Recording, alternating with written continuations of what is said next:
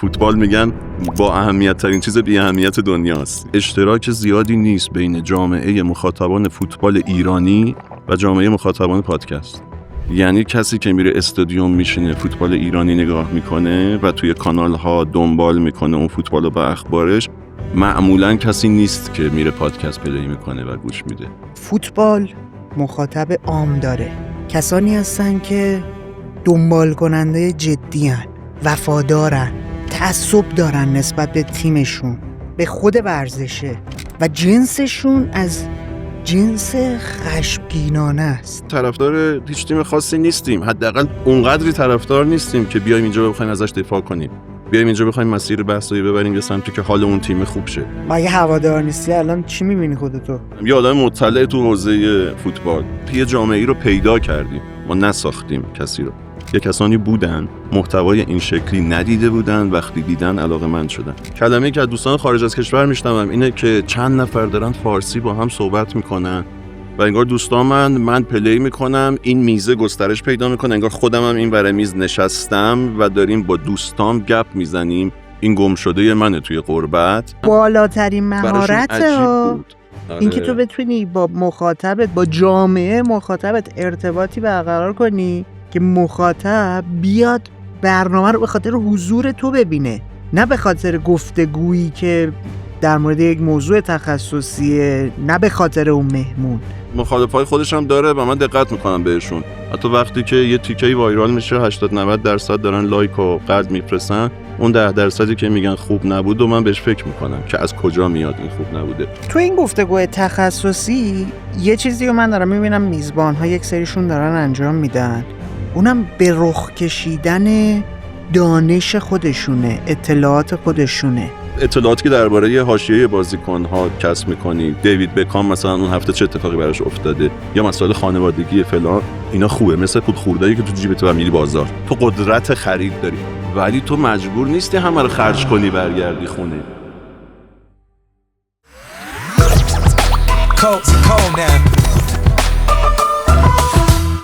همونطور که از اینترو متوجه شدید، امروز مجتبی هاشمی از فوتبال 360 به کوزی کورنر اومده تا با هم در مورد این صحبت کنیم چطوری در مورد یک موضوع تخصصی برنامه دارن تولید میکنن و این برنامه تاثیرگذار شده، مخاطب ثابت پیدا کرده. کنجکاو بودم ببینم راز و رمز این میزان از بازخورد چیه. با هم بریم ببینیم در مورد چه موضوعاتی صحبت کردیم، بعد از اون میبینم. چطوری باشه جون؟ قربونت برم، خیلی خوب و خیلی خوشحالم که اینجا پیشت از این فاصله نزدیک. فدای تو، ممنون که دعوتم قبول کردی به کوزی کورنر اومدی. با افتخار. تو این پرونده‌ای که این ایام اخیر داریم منتشر می‌کنیم تمرکز خودمون رو گذاشتیم روی برنامه‌های گفتگو محور ویدئویی فارسی. جای یه برنامه تخصصی از جنس فوتبال 360 خالی بود. چرا؟ به خاطر اینکه فوتبال مخاطب عام داره.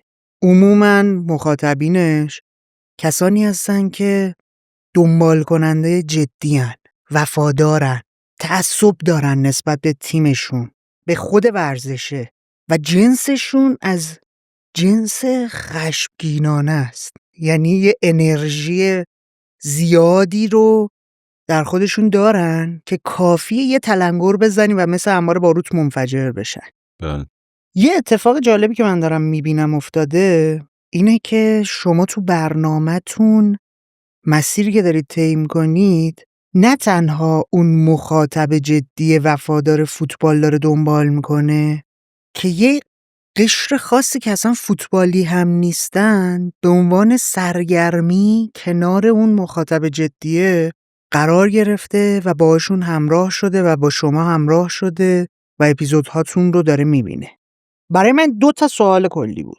چطوری دارید اون مخاطب هیجانی رو مدیریت میکنید؟ و از اون ور چه کاری انجام دادید که اون مخاطب غیر فوتبالی هم سمتتون داره میاد؟ آیا مسیر آگاهانه بوده یا یک سری ویژگی‌های شخصی وجود داشته که خروجی این دو شده؟ برای همین گفتم بیای بشینیم با هم گپ بزنیم، ببینیم رازگشایی کنیم، ببینیم که قصه چی بوده. آره ببینیم که شدنیه یا نه. چون من اولین نکته‌ای که وقتی گفتی به ذهنم رسید این بود که من این کارو نه آکادمیک یاد گرفتم، نه خیلی روش کنکاش کردم برم مثلا کارهای قبلی رو ببینم. من واقعا مرجع خوبی نیستم برای اینکه درباره مثلا پادکست ها و ویدیوکست های گفتگو محور حرف بزنم، چون باید خیلی زیاد دیده باشم که بتونم حالا تحلیلمو ارائه بدم. یا درباره خودم باید خیلی خودآگاه و فرموله این کارو کرده باشم که حالا بیام بگم چه کردم که این شد. من خیلی نمیدونم، خیلی مثل هنرمندا که میگن جوششی، حالا من خیلی کار هنری نمیدونم ولی میگم جوششی کوششی، خیلی جوششی بوده. ولی ممکنه از یه مسیری بریم که اینو بهش برسیم. فقط قبل از این که بریم من اینو ازت بپرسم، من تقریبا 2 جنس برنامه دارم، شاید یه ذره شباهتایی هم داره. پادکست ماست که خودمونیم 3-4 نفریم دور هم میشینیم گپ میزنیم درباره موضوعات، و اون اتاق خاطرمه که خب من ستاره میارم، فوتبالیست میارم و میشینیم یه فوتبال قدیمیشو با هم میبینیم، نزدیکتر به تاک شو دیگه. حالا اگرچه که 2-3 تا مهمونه که من جدا جدا اینا رو گرفتم و ما توی هم دیگه کات میزنیم. دارم میخواد بدونم یه جاهایی که درباره کدومشون داری میگی یا نه از نظر تو اینا خیلی شبیه و خیلی همپوشانی داره. تو اولی فوتبال 360 که داری میگی، وقتی شما گفتگو 3-4 نفره ثابت دارید، البته اونجا هم مثل تغییرات اتفاق میفته، مثلا یکی از بچه‌ها میره یه نفر جدید میاد، یا حتی بعضی اوقات دیدم مثلا ممکنه یه مهمانی هم برای یه قسمت حتی اومده باشه، یعنی دائم حضور نداشته باشه. اونا تک و توک اتفاق میفته، ولی در کل ما یه تیم ثابتیم، مثلا کارت صدای شما که شما 3 نفرید. بله. این یه سری موضوعات داره، داینامیکی که بین خودتون 3-4 نفر اتفاق میفته، اون رابطه و دوستی که هی اپیزود به اپیزود داره عمیق‌تر میشه، چون از یه جایی به بعد تو میدونی پشت دست اون یکی چطوری باید بازی کنی، چجوری ورود کنی به مسئله، چه سوالی رو از چه زاویه‌ای ازش بپرسی که بتونه ادامه بده گفتگویی که تو حالا شروع کردی. اون جای خودش در مورد اون باید صحبت کنی.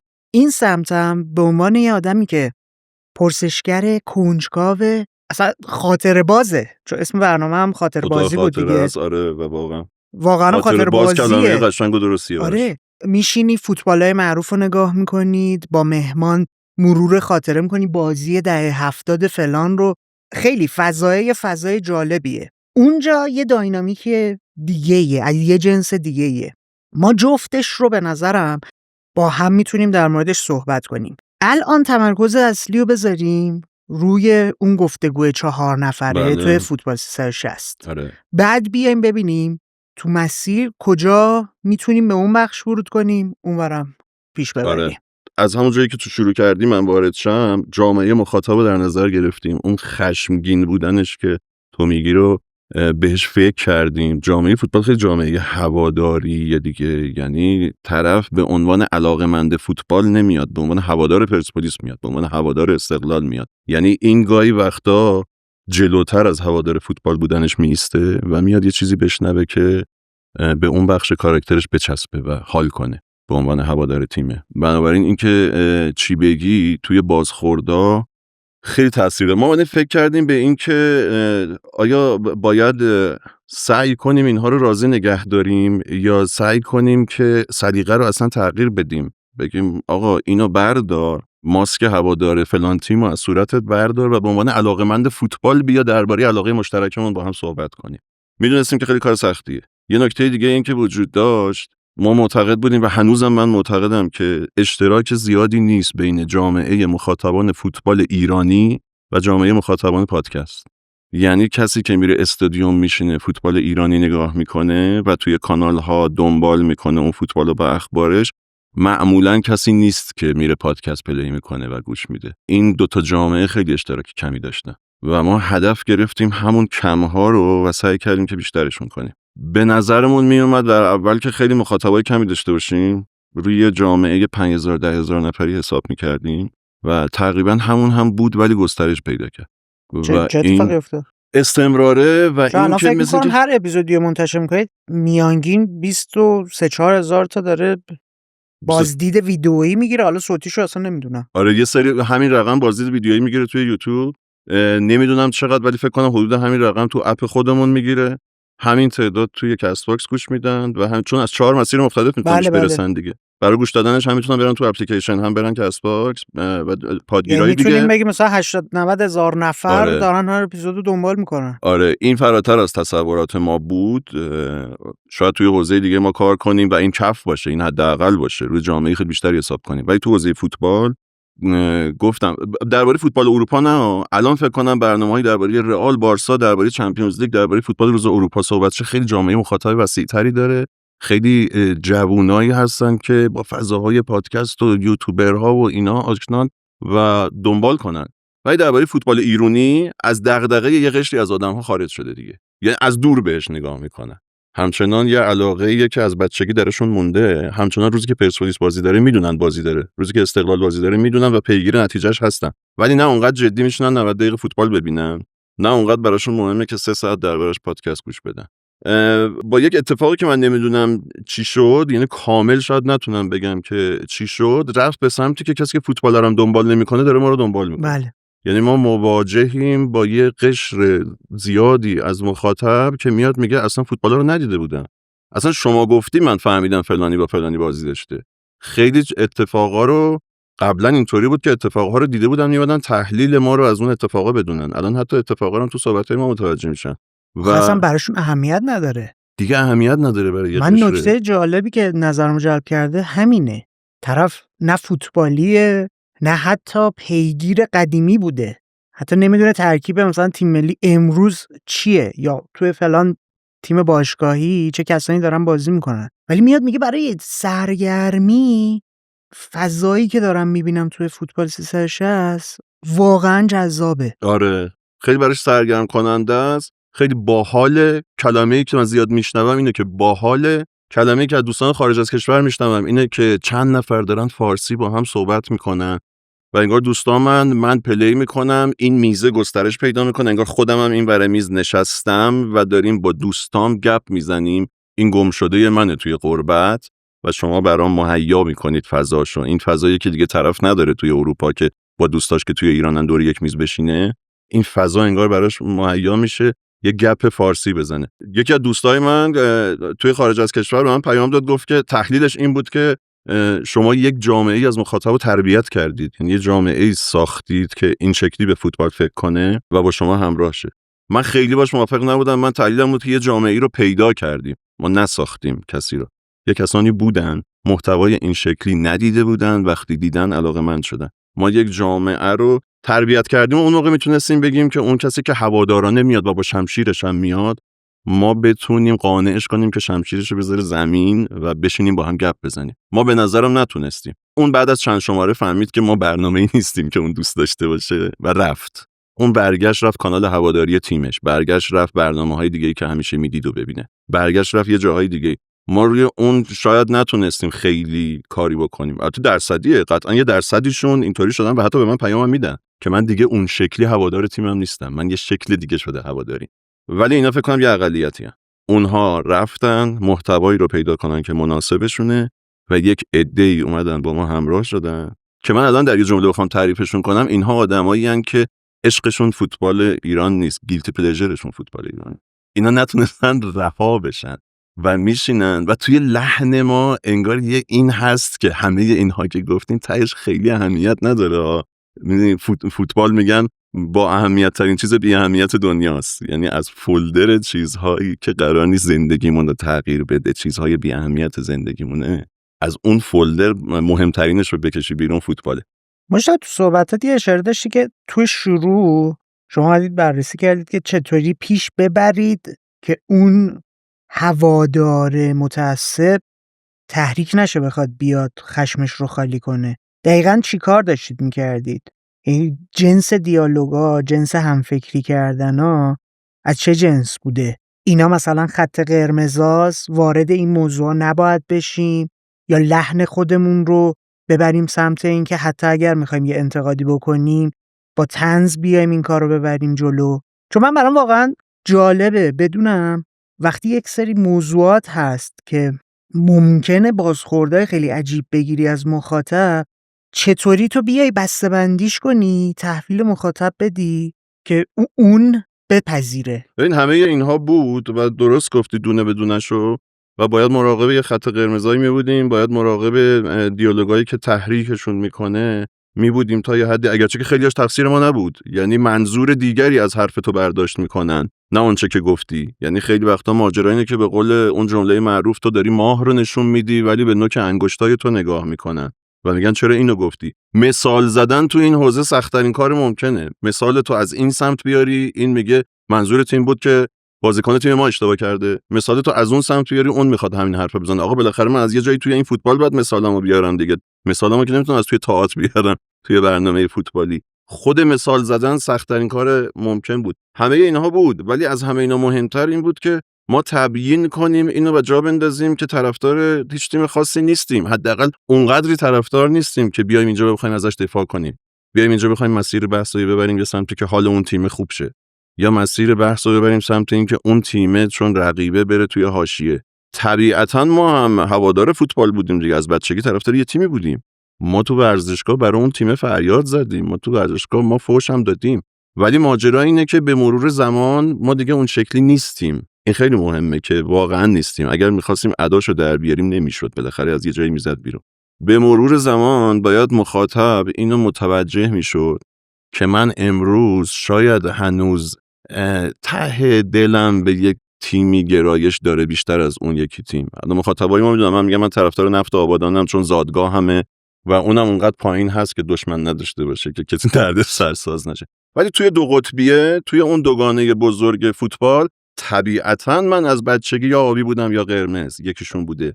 ولی اتفاقی که نه فقط برای من، برای اغلب بچهای رسانه میفته اینه که انقدر ماجرا رو دیگه از بیرون نگاه نمیکنن که یا باید طرفدار سمت راستی باشی یا طرفدار سمت چپی. انقدر اون وسط بودن که ماجرا دیگه تغییر میکنه. انقدر با این آدم‌ها برخورد داشتن که در طول زمان مواجهه من با فوتبال دیگه شکلش عوض میشه و واقعا انقدری نه انگیزه دارم که وقتی میشینن پای میکروفون یک تیمی رو بدبخت کنم، یک تیمی رو خوشبخت کنم. نه، اصلا اون توانایی رو دارم. این یه توهم بزرگه که فکر میکنن من میتونم حال یه تیمی رو خوب کنم و من میتونم حال یه تیمی رو بد کنم.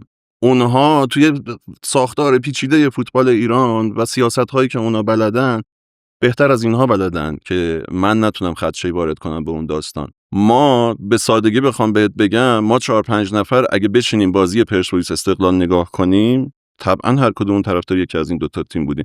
ولی بازی 3-3 مساوی بشه و 6 تا گل داشته باشه، تو یه شادی گل نمیبینی مثل قدیما که یه نفر بلند شه بگه آخ جون تیمم گل زد. شاید حالا یک نفر به یکیمون شک شاید اون چون جوان‌تره هنوز بازنشسته نشده باشه از این قضایا.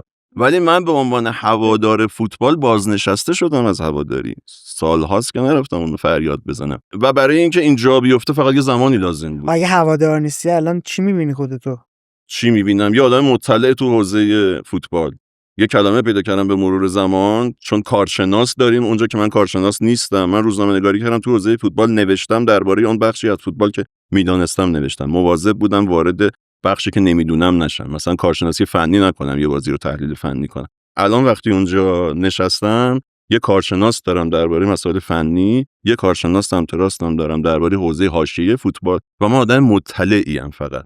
یعنی میدونم که چه گذشته و میتونم اگر یه حرفی میشه تاریخچه 20 سالش هم مثلا رو کنم، بگم مشابه اتفاقی که 10 سال پیش افتاد، مشابه اتفاقی که 20 سال پیش افتاد. این دیتاها رو بیارم وارد کنم و بیشتر پرسشگرم. تو اون برنامه‌ام با این که با جمع دوستان نشستم که صحبت کنیم، من بیشتر پرسشگرم. توی تاک شو، توی اتاق خاطره که قطعا پرسشگرم، اونجا هم حتی قامت پرسشگر رو دارم. آره.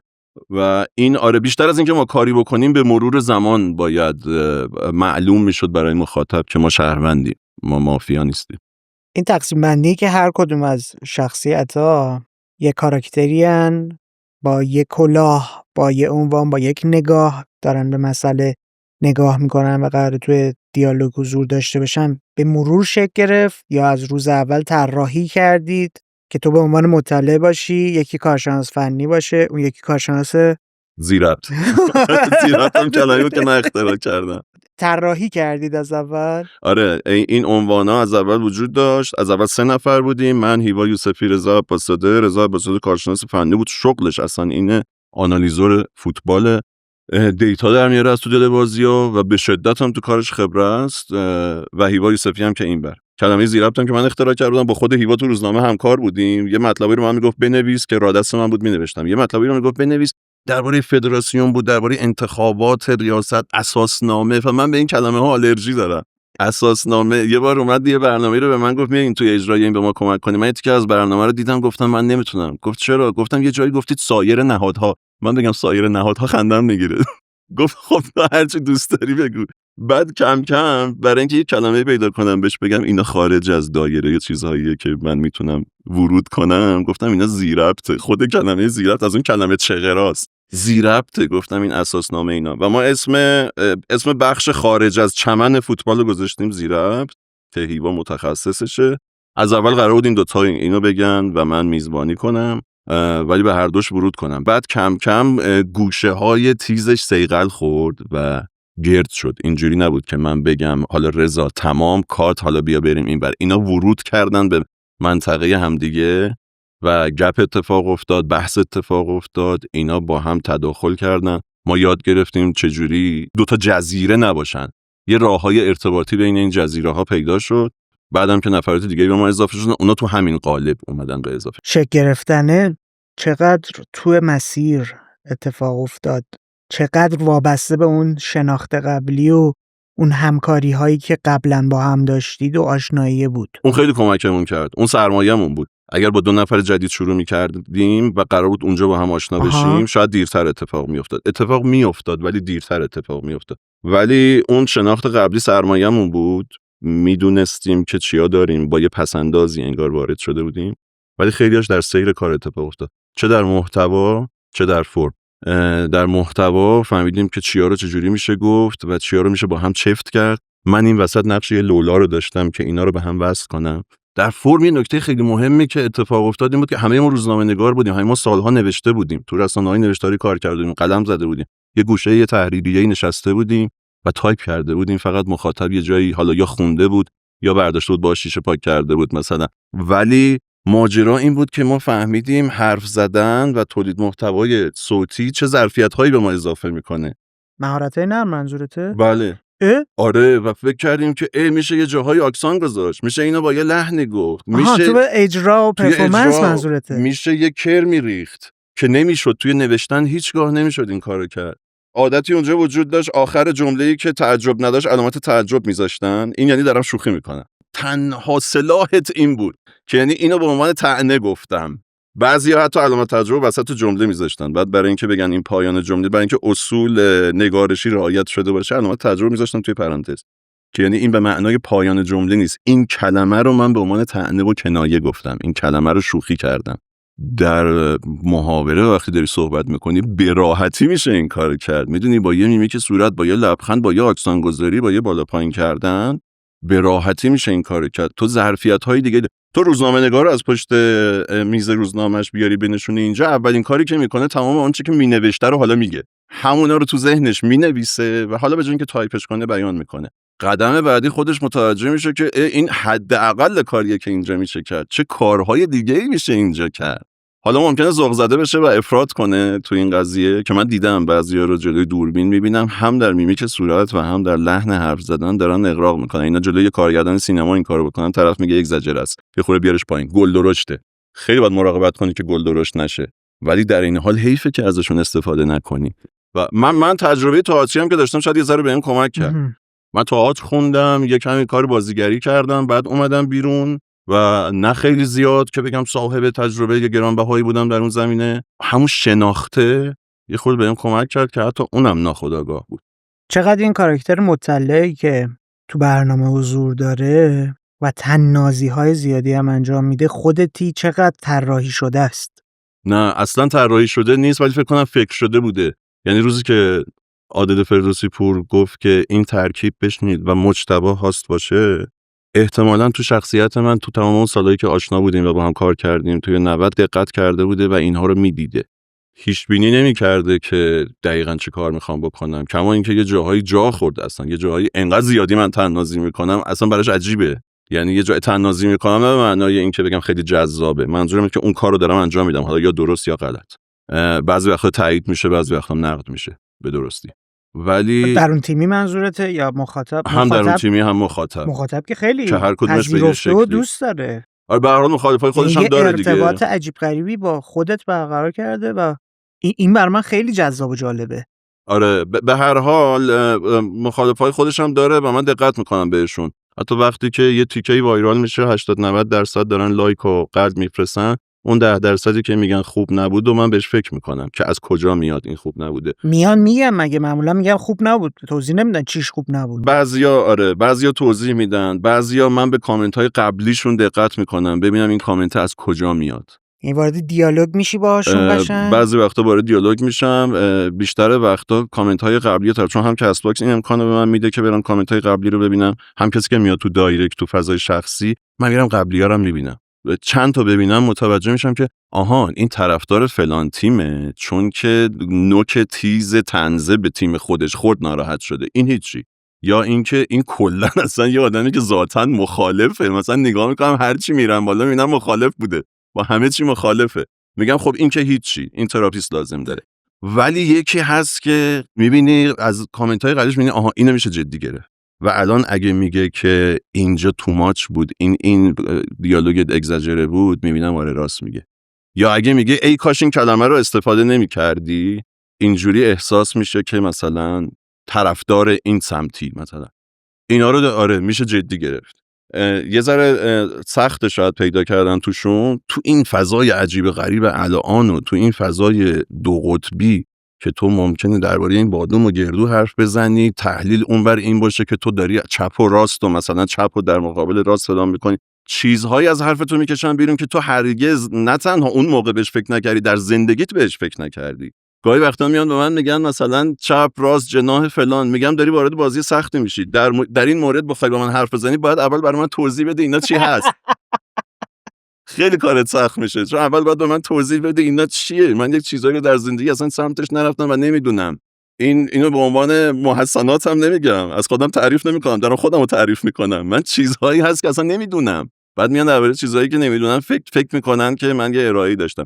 خلاصه تو این فضای شلوغ پلوغ سخته که پیدا کردن، ولی باید بری با موچین در بیاری، یعنی یه دونه کاه هست توی یه انبار بیاری بیرون و یه کامنتی که منفی بوده ولی به درد بخوره رو بکشی بیرون. درون تیمی چجوری بوده؟ از چه جنسی بوده؟ درون تیمی خیلی کمتره ولی خیلی بهتره. 3-4 نفری یا بچه‌های دیگه، مثلا تیم و بچه‌هایی که توی کل مجموعه و بچه‌های دیگه کل مجموعه 360 آره با هم به هم دیگه کامنت میدیم. یه گروهایی داریم، مثلا تو گروه پادکست ما 4-5 نفر جمعاً جلوی دوربینیم، 1-2 نفر هم پشت دوربین، ولی گروه همون 10-15 نفره و شاید از هر سمتی یه نفر توش هست، از بچه‌های سایت، از بچه‌هایی که اخبار رو مثلا دنبال میکنن و آره اونها. جنس گفتگوها چه بابته؟ مثلا مدل ارائه و پرفورمنس شخصی خودت یا محتوایی هم حتی دارن میان صحبت میکنن یا حتی میان مثلا ذهنیت میدن که آقا حواست به فلان موضوع خط قرمزا باشه؟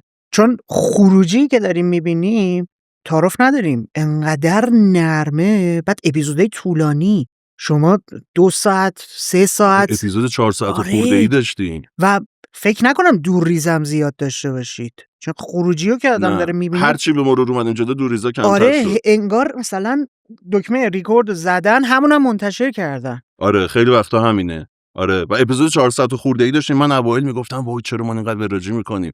من یه صحنه هست تو فیلم پری مرحوم مرجویی، علی مصطفی یه کاراکتر خیلی باحال بامزه و زیاد حرف میزنه، 2-4 سوالات زیادیه در مورد کائنات، بعد حرف میزنه یه جایی مکس میکنه میگه اینقدری که من حرف میزنم اگه کسی با من حرف بزنه این صندلی رو برمی‌دارم تو سرش خورد میکنم. یعنی یه ذره با چشم سوم یه لحظه به خودش نگاه میکنه میگه من چرا اینقدر حرف میزنم. من یه گاهی فکر میکنم که آقا این 4 ساعتی که ما می‌بینیم، من خودم یه جایی رو نگاه کنم ببینم 4 ساعت شاید پلی نکنم، ولی یه هواداری داریم که میان سراغ همون و میگن چه خوب که زیاد بود، میگن هفته ما رو پر میکنه، میگن من تو غربت میتونم 4 تا 1 ساعتش کنم. داریم کسی هم که میگه چه خبره 4 ساعت، طبعا داریم، ولی خیلی آدمای زیادی که به شکل شگفت انگیزی طرف میگه من تو تورنتو میرم سر کار، میام 1 ساعت و 20 دقیقه تو راهم، خواهشاً 1 ساعت و 20 دقیقه رو برای من پر کنید. با این محتوای فارسی و من خودم موظف میدونم در مورد اون هم حتی. خب در اون تیمی چه اتفاقی میفته که به این خروجی میرسید؟ میدونی چون بچه‌ها حالا مخاطب درسته از بیرون داره نگاه میکنه، ولی هم تیمی های تو دارن به تو ذهنیت میدن، میدونن فرآیند تولید چه مدلیه، نمیان یه حرفی رو بزنن از همون جنس که چه میدونم میاد یه تحلیلی میکنه از صحبت من که اصلا خود من نمیدونم این از کجا داره میاد. این اتفاق نمیفته معمولا. خیلی متمرکزتر و دقیق‌تره، خیلی شسته رفته تره. هیچ کدوم از اون زواید رو نداره، میدونی که اصل حرفه. در عین حال خیلی خیلی ریز و زیرپوستی رد و بدل میشه و تو شوخیامون تو گفتگان خوبیش اینه که ما خیلی با هم صمیمیم. قبل از ضبط معمولا نهار میخوریم، بعد از ضبط با هم شام میخوریم، معمولا از 2-3 بعد از ظهر شروع میشه و تا شب طول میکشه، گاهی وقتا تا پاسی از شب. تو شامی که داریم میخوریم لابلای همه شوخی ها درباره همه جای رفاقتمون این هم هست. اینطوری خیلی آدم‌های جدی نیستیم. پشت صحنه‌مون هم مثل جلوی صحنه است. کسی منو نمیکشه کنار بگه مجتبی از نظر تکنیک‌های اجرایی اونجا اجرات فلان بود، ولی یه تیکه‌ای سر شام میاد که من میفهمم یه جایی شاید زیاد رفتم یا یه جایی شاید کم رفتم. یا به من فضای رفاقتی و تعامله داره کمک میکنه برای اینکه جلو دوربینم اتفاق خیلی نرمتر و وقتی تیم درست جمع بشه و به یه فهم مشترک برسن آدم‌ها اینو زیاد میفهمن. یعنی من از خود عادل الان بشمرم که چقدر کامنت گرفتیم درباره شکل اجرامون و درباره حرفمون، خیلی کمه تعدادش. انگار وقتی هم داریم شوخی میکنیم و در ظاهر داریم چیز بی اهمیتی میگیم، از توش یه اتفاق مهمی در میاد. یعنی متوجه میشیم همدیگه رو. ببین این خیلی مهمه. حتی تو تیمای فوتبال هم موفق ترین تیم‌ها تیمایی بودن که اول فصل درست بسته شدن، نه تیم‌هایی که یه مربی خوب داشتن در طول زمان. نه که اون مؤثر نبوده، قطعا مؤثر بوده. میخوام بگم توی خیلی از کارا، توی تئاتر حتی ما اجرا می‌کردیم، مهمترین مرحله کارگردانی این بود که بازیگراتو درست انتخاب کنی. انتخاب‌های درست رو اگر می‌کرد و سر جای خودشون می‌ذاشت، خیلی در طول اون 2 ماه تمرین کار پیچیده و ثقیلی نداشت. ولی وای به روزی که یه انتخاب اشتباه می‌کرد. انتخاب اشتباه یا به معنای این که طرف ضعیف بود تو کارش یا اینکه جای درستی قرار نگرفته بود، اون نقش بهش نمیخورد. ما ممکن بود یه نفر رو بیاریم با 10 برابر اطلاعات من درباره فوتبال بنشونیم اونجا، ولی نتونه این فضا رو ایجاد کنه. اینطوری با هم چفت بشیم به راحتی پاسکاری کنیم. به نظرم بخش اصلی قضیه موقعی اتفاق افتاده که انتخاب شدیم برای اینکه این کارو بکنیم. گفتیم اون پیشینه‌ای که داشتیم، همکاری‌ها و شناختی که قبل وجود داشت، یکی از مؤلفه‌هایی بود که به ما کمک کرد به این خروجیه برسیم. توی طراحی انتخاب اون آدم‌ها، شخصیتی که داری بهش میدی و عینکی که داری براش انتخاب میکنی که توی گفتگو از اون دریچه به مسئله نگاه کنه، باز داره کمکت میکنه. خود انتخاب کردن اون آدم‌ها برای اون جایگاهی که براش طراحی کردی داره کمک میکنه به خروجی. یه سوالی برای من پیش میاد، اعتماد نقشش اینجا چی بود؟ شما از قبل به هم اعتماد داشتید نداشتید؟ آدمی که عوض شد توی ترکیب، آدم جدید میومد، آیا اعتماد هم تونسته توی مسیر کمک کنه؟ 100% به آدم‌های جدیدی که اومدن چقدر با وسواس انتخاب کردیم که این اتفاق بیفته، تداوم داشته باشه، دچار یه سکته نشه. آدم جدیدی هم که اومده مثل قبلیه باشه. میومدید مثلا یه دوره تستی میذاشتید باش، یه صاف میومد مثلا توی گپ میزدیم، تست جلوی دوربین نداشتیم ولی پیش تولید طولانی شاید داشتیم برای آشنا شدن با هم، برای گپ زدن، ببین اصلا از گپ ما چیزی در میاد یا نه. به نظر من نیم ساعتی که من و تو قبل از این ضبط گذروندیم تا یه حدودی بهمون نشون میداد که میشه یا نمیشه، در میاد یا در نمیاد. نمیگم الزاما اگه به این نتیجه میرسیدیم که عالی میشه عالی هم بشه، هزار تا اتفاق در طولش میفته، ولی اگر نمیشد معلوم میشد که نمیشه. بعد از یه پیش تولید اون شکلی نمیشه قطعا گفت میشه، ولی اگه نشه میشه قطعا گفت نمیشه.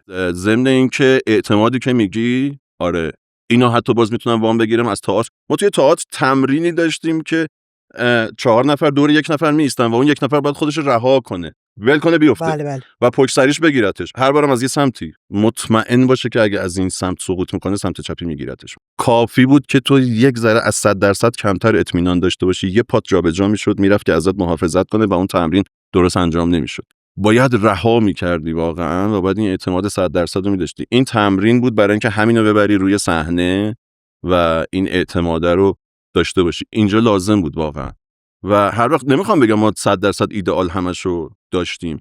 روزهایی بود شاید مثلا من یکی از دوستانو پیدا نمی‌کردم و فکر می‌کردم به اندازه که لازمه با هم حرف نزدیم، چون اوایل زیاد حرف می‌زدیم قبل از الان کاملا بداهه در بودیم. مورد خود برنامه، در مورد اینکه امروز چیا می‌خوایم بگیم. این روزا دیگه خیلی کمتر. الان هیچی، یعنی سناریو اینقدر نداره. هماهنگی ایدئال شده که حتی چقدر تایتلا رو هم عجیب. نمیگیم، حتی نمیگیم موضوعات چیه. میریم اونجا بشینیم ببینیم موضوع چیه. بعد چند مدت؟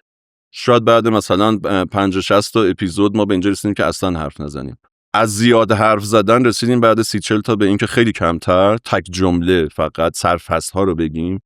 یه دقیقه مونده به شروع بچه‌ها میخوام در مورد فلان چیز صحبت کنم. دقیقاً چون این اون وقت بداهگی رو خوب در میاره. اوایل وقتی حرف میزدیم فکر که حتی موضوع رو یه ذره بازتر میکردیم، بعد وقتی میرفتیم جلو دوربین من احساس میکردم ما که بازیگر سینما نیستیم که بگن برداشت هشتم و برداشت هشتم هم طبیعی بازی کنیم. ما اینو خرابش کردیم. بداهش اونی بود که اونجا گفتیم. ما اینجا داریم یه ذره با تصنع میگیم. طبیعتاً یه اتفاق میفته. ما الان قطع کنیم یه چیزی رو بخوایم دوباره بگیم قطعاً مثل بار اولش نمیشه. این که حالا دیگه ما نگفته میفهمیم همدیگه رو خیلی کمک کرد که اولین بار رو جلوی دوربین بگیم. اگر هیوا چیزی میگه من جا میخورم، جا خوردن رو بازی نکنم. واقعا جا خوردم. نمیدونستم که چی میخواد بگه. اگر کسی دیگه چی میگه و من اولین واکنشمو به تحلیلش میدم، واقعا اولین واکنشمه. این در طول زمان اتفاق افتاد، هم اعتماده هم هماهنگیه و الان دیگه بدون هیچ پیش زمینه‌ای. تو صحبتات یه نکته دیگه هم نظر من خیلی جلب کرد، اونم این که فضای پشت دوربین و جلوی دوربینتون یکیه. بله. فکر میکنم خیلی داره کمک میکنه برای اینکه خروجیه چنین خروجی بشه که مخاطب به عنوان یه چیز دلپذیر داره دنبال میکنه. آره و این عالیه. این اگر نبود اصلا اتفاق نمیافتاد و ما خیلی حالا به اختلاف نخوردید؟ چرا یه بار یه کارهای تداخل شده بود با هم، یه مشکلی داشتیم، یک نفر نیومد، دیرتر به من گفتن، من گفتم اگه شب قبلش میدونستم که ترکیب اینه یه کار دیگه ای میکردم، اونجا مواجه شدم. آره و شروع دعوا هم با من بود ولی خیلی سریعا به تعامل رسید. اون روز ضبط نکردیم ولی همون فردا پس فرداش بلافاصله اینقدر حل شد مثلا. آره اینقدر رفاقت عمیقه و اینقدر اعتماد هست، سریع حلش کردیم و بلافاصله هم ضبط کردیم. اونم فقط به خاطر این بود که من دلیل شخصی نداشتم که فکر کنم از دید خودم، به خاطر تیم گفتم ما امروز با این ترکیب بگیریم کار خوبی در نمیاد. این تحلیل من بود. تحلیل بعضی این بود که نه خیلی هم ممکنه خوب بشه. تمام این چیزهایی که دارم میگم وقتی که مهمون فوتبالیست توی اون برنامه است، حالا دیگه همه چی متفاوت میشه. حالا اونجا من سعی میکنم اونجا اون صمیمیت رو ایجاد کنم، یعنی فضا آره اون فضا رو نزدیک کنم به فضایی که اینجا قبلش با مهمون داره. مگه نشست نداری؟ 100% نشست داریم و خیلی سعی میکنم، ولی مهمون 100 تا مهمونن با 100 تا در واقع روحیه متفاوت، با 100 تا روان متفاوت، با 100 تا یکی برونگراتره، یکی درونگراتره، یکی بیشتر حرف میزنه، یکی کمتر، یکی صمیمی میشه، یکی هر کاری میکنی نمیشه. شهودی ارتباط رو میسازی با هر کدوم یا مثلا رفتی بک‌گراندشون رو چک کردی؟ چک کردن لازم نداره البته به عنوان مطلع در اون حدی که اونجا داریم کار میکنیم آره لازم نداره، چون بازی میبینیم با هم درباره اون بازیه، شاید برام یه بار مرور کنم درباره اون بازیه، خیلی به بیوگرافی طرف کار ندارم. آخه فقط بازیه نیست، مثلا حواشی اون دوران فلان اتفاقا اون زمان افتاد، انگار خیلی سوار کل اون تاریخی، کل اون به قول معروف بازیه و اتفاقاتی که قبلش افتاده بعدش افتاده، اینا تو خاطرت هست یا میری تحقیق میکنی؟ ببین یه مقطعی از تاریخ بیشتر تو خاطرم هست، خیلی عجیبه. من خاطرات 15 سالگی مثلا تا 25 سالگی یا یه ذره بیشتر رو خیلی شفافتر یادمه تا 30 سالگی به بعدو. من فوتبال عجیب. آره من فوتبال دهه 60 این مال اون دوره‌ای که به عنوان یه هوادار میرفتم و عشق اولم بود، خیلی جدی دنبال می‌کردی. خیلی جدی دنبال می‌کردم و خیلی گزینه دیگه‌ای ما اون موقع نداشتیم، سرگرمی دیگه‌ای. به خاطر همین اگه یه مجله ورزشی رو من می‌خریدم تو 16 سالگی تا دینشو ورق می‌زدم، همه کلمه به کلمه‌شو می‌خوندم. شنبه به شنبه میومد، من شنبه یک شنبه فوتبالشو می‌خوندم، دوشنبه سه شنبه می‌رفتم تو بسکتبال، در حالی که علاقه‌ای نداشتم. چهارشنبه پنجشنبه میرفتم، محتوا نبود. یه تحلیل‌های ثقیلی بود که مثلا مهدی اسداللهی مینوشت، من اصلا سر در نمی‌آوردم ازش تو 16 سالگی، ولی می‌خوندم. جمعه آخرین روز که منتظر شنبه بودم آگهی‌ها رو می‌خوندم، مثلا آلبوم تمبر طرف داشت میفروخت و من می‌خوندم. این باعث شد من اون مجله رو حفظ باشم. الان دیدی میریم یه محتوا رو میبینیم، سریع میریم بعدی، اون رو ادامه میکنیم، یه تایم کوتاهی بهش میدیم که ما رو جلب کنه، اگه جلب نکرد میریم سراغ بعدی. یه چیز جالب برات بگم، الان یه چیزی اومده، یه سرویسی گوگل داره، نوتبوک LM، یه هوش مصنوعیه، تو میای محتوا رو بهش میدی، متنی، صوتی، ویدئویی، لینک یوتیوب میدی، چند مدل خروجی میتونی ازش بگیری. حتی میتونی بهش بگی که در قالب یه گفتگوی 2 نفره یه خانم و آقا، تو بیا در مورد این محتوای دیتایی که توی اون محتوا هست رو به من برسون. و الان یه اتفاق عجیبی افتاده، جزوه های درسیشون رو دانشجوها، دانش آموزا دارن میدن به اون، بعد میذارن گوششون، مثل یه پادکست 2 نفر نشستن دارن در مورد اون مطالب صحبت میکنن. داری مثال میزنی آره. که انقدر متمرکز دنبال میکردی، الان بچه‌ها حتی جزوه هاشون هم نمیخونن. بعد اون درباره یه سری مباحث جواب میده، ولی درباره مدیوم‌های هنری اصلا چیز عجیبیه. من تو باید بری تجربهش کنی. دقیقاً. من یه دوستی داشتم همسایه‌مون بود، میگفت که تو این همه میری سینما، من از 13-14 سالگی دیگه سینما ورزشگاه، کیهان ورزشی، مجله فیلم. خب این سرگرمیان. بعد میگفت من حال ندارم برم سینما، فیلم‌ها رو بیا برای من تعریف کن. بعد گفتم چه اتفاقی برات میفته؟ من فیلم رو فشرده‌شو تو 5 دقیقه تعریف کنم. اون اتفاق حسی که اونجا من از سر گذروندم و از سر نمیگذرونی دیگه. من که برای اون میرم، من برام دیگه اهمیتی نداره که یک نفر یکی رو پشت گرفتنش یا نگرفتنش. خب بالاخره یا گرفتنش یا نگرفتن دیگه. اون اتفاقه برات نمیفته. آره این واقعا هست. یعنی میگن چکیده یه چیزی رو در 2 جمله به ما بگو ما بریم بعدی. بابا خط سیر این نوشته رو از اول تا آخر میخونی، یه جاییش موهات سیخ میشه، یه جایی تعجب میکنی، یه جایی یه لبخندی میاد گوشه لبت، اون اتفاق داره برات نمیفته. ولی من بگم مثلا آره این طرف این برا گرفت یا طرف اون برا، همین برات مهمه، داری تیک میزنی، داری چی کار میکنی؟ تیک سبزه منظورمه. آره. آره اون موقع اونجا بودیم که اونا باعث شد که بیشتر جا بیفته. تو هارد من الان اونا هست، در حالی که فوتبال دهه 80 و 90 با اینکه روزنامه نگار بودم کمتر هست، کمتر استادیوم رفتم، کنار فوتبال چیزهای دیگه ایرم دنبال کردم، اینو کمتر توی عمق و جزئیاتش رفتم، کمتر نگاه کردم به مثلا آقای گل سال 78 رو یادمه، ولی آقای گل سال 96 رو یادم نیست. ماجرا اینه که اون موقع جدول گلزنان رو از بالا تا پایین نگاه کردم، حتی اونی که 2 تا گل زده، کار دیگه ای نداشتم بکنم و عشقم بوده، خیلی عشقم بوده که الان نیست و شاید برای خودم هم دیگه الان گیت پلژرمه. ماجرا اینه که از اون موقع بیشتر میدونم، از بعدش کمتر. همه اینها رو اگه مال اون مقطع باشه من کمتر نیاز به کمک دارم، اتاق فکری دارم، 1-2 نفر دارم که به من کمک میکنن، بچه‌هایی که حتی جوان‌ترن ولی خیلی تحقیق کردن، جستجو کردن، علاقه‌مند بودن و خیلی چیزای زیادی میدونن. اگر بیان جلوتر تو دهه 80 بیشتر نیاز دارم بهشون، اطلاعاتی که اونا میدن بیشتر به دردم میخوره. اگه بریم عقب‌تر خودم انقدر دارم که کافی باشه، شاید توی قسمتی 10-20% از اطلاعاتون استفاده کرده باشم، توی قسمتی 50%. چیزی که خیلی مراقبشم اینه که خودمو مجبور نمی‌کنم که حتما از اینا استفاده کنم. این میتونه یه لطمه بزرگی بزنه. توی گزارشگرای فوتبالم این هست، من این از خودشون شنیدم، از یه گزارشگر قدیمی که باش مصاحبه می‌کردم، گفت اطلاعاتی که درباره حاشیه بازیکن‌ها کسب می‌کنی، دیوید بکام مثلا اون هفته چه اتفاقی براش افتاده یا مسائل خانوادگی فلان، اینا خوبه، مثل پسنداز، مثل پول خوردایی که تو جیبت و میری بازار. تو قدرت خرید داری ولی تو مجبور نیستی همه رو خرج کنی برگردی خونه. اون کسی که دیدی یه جای نابجایی احساس می‌کنی بی ربط گفت یا یه اتفاق مهم داره تو زمین میفته، باید اون اتفاقو بگه، ولی داره میگه باجناق فلانیه، اون اصرار داره که خرج کنه اینو.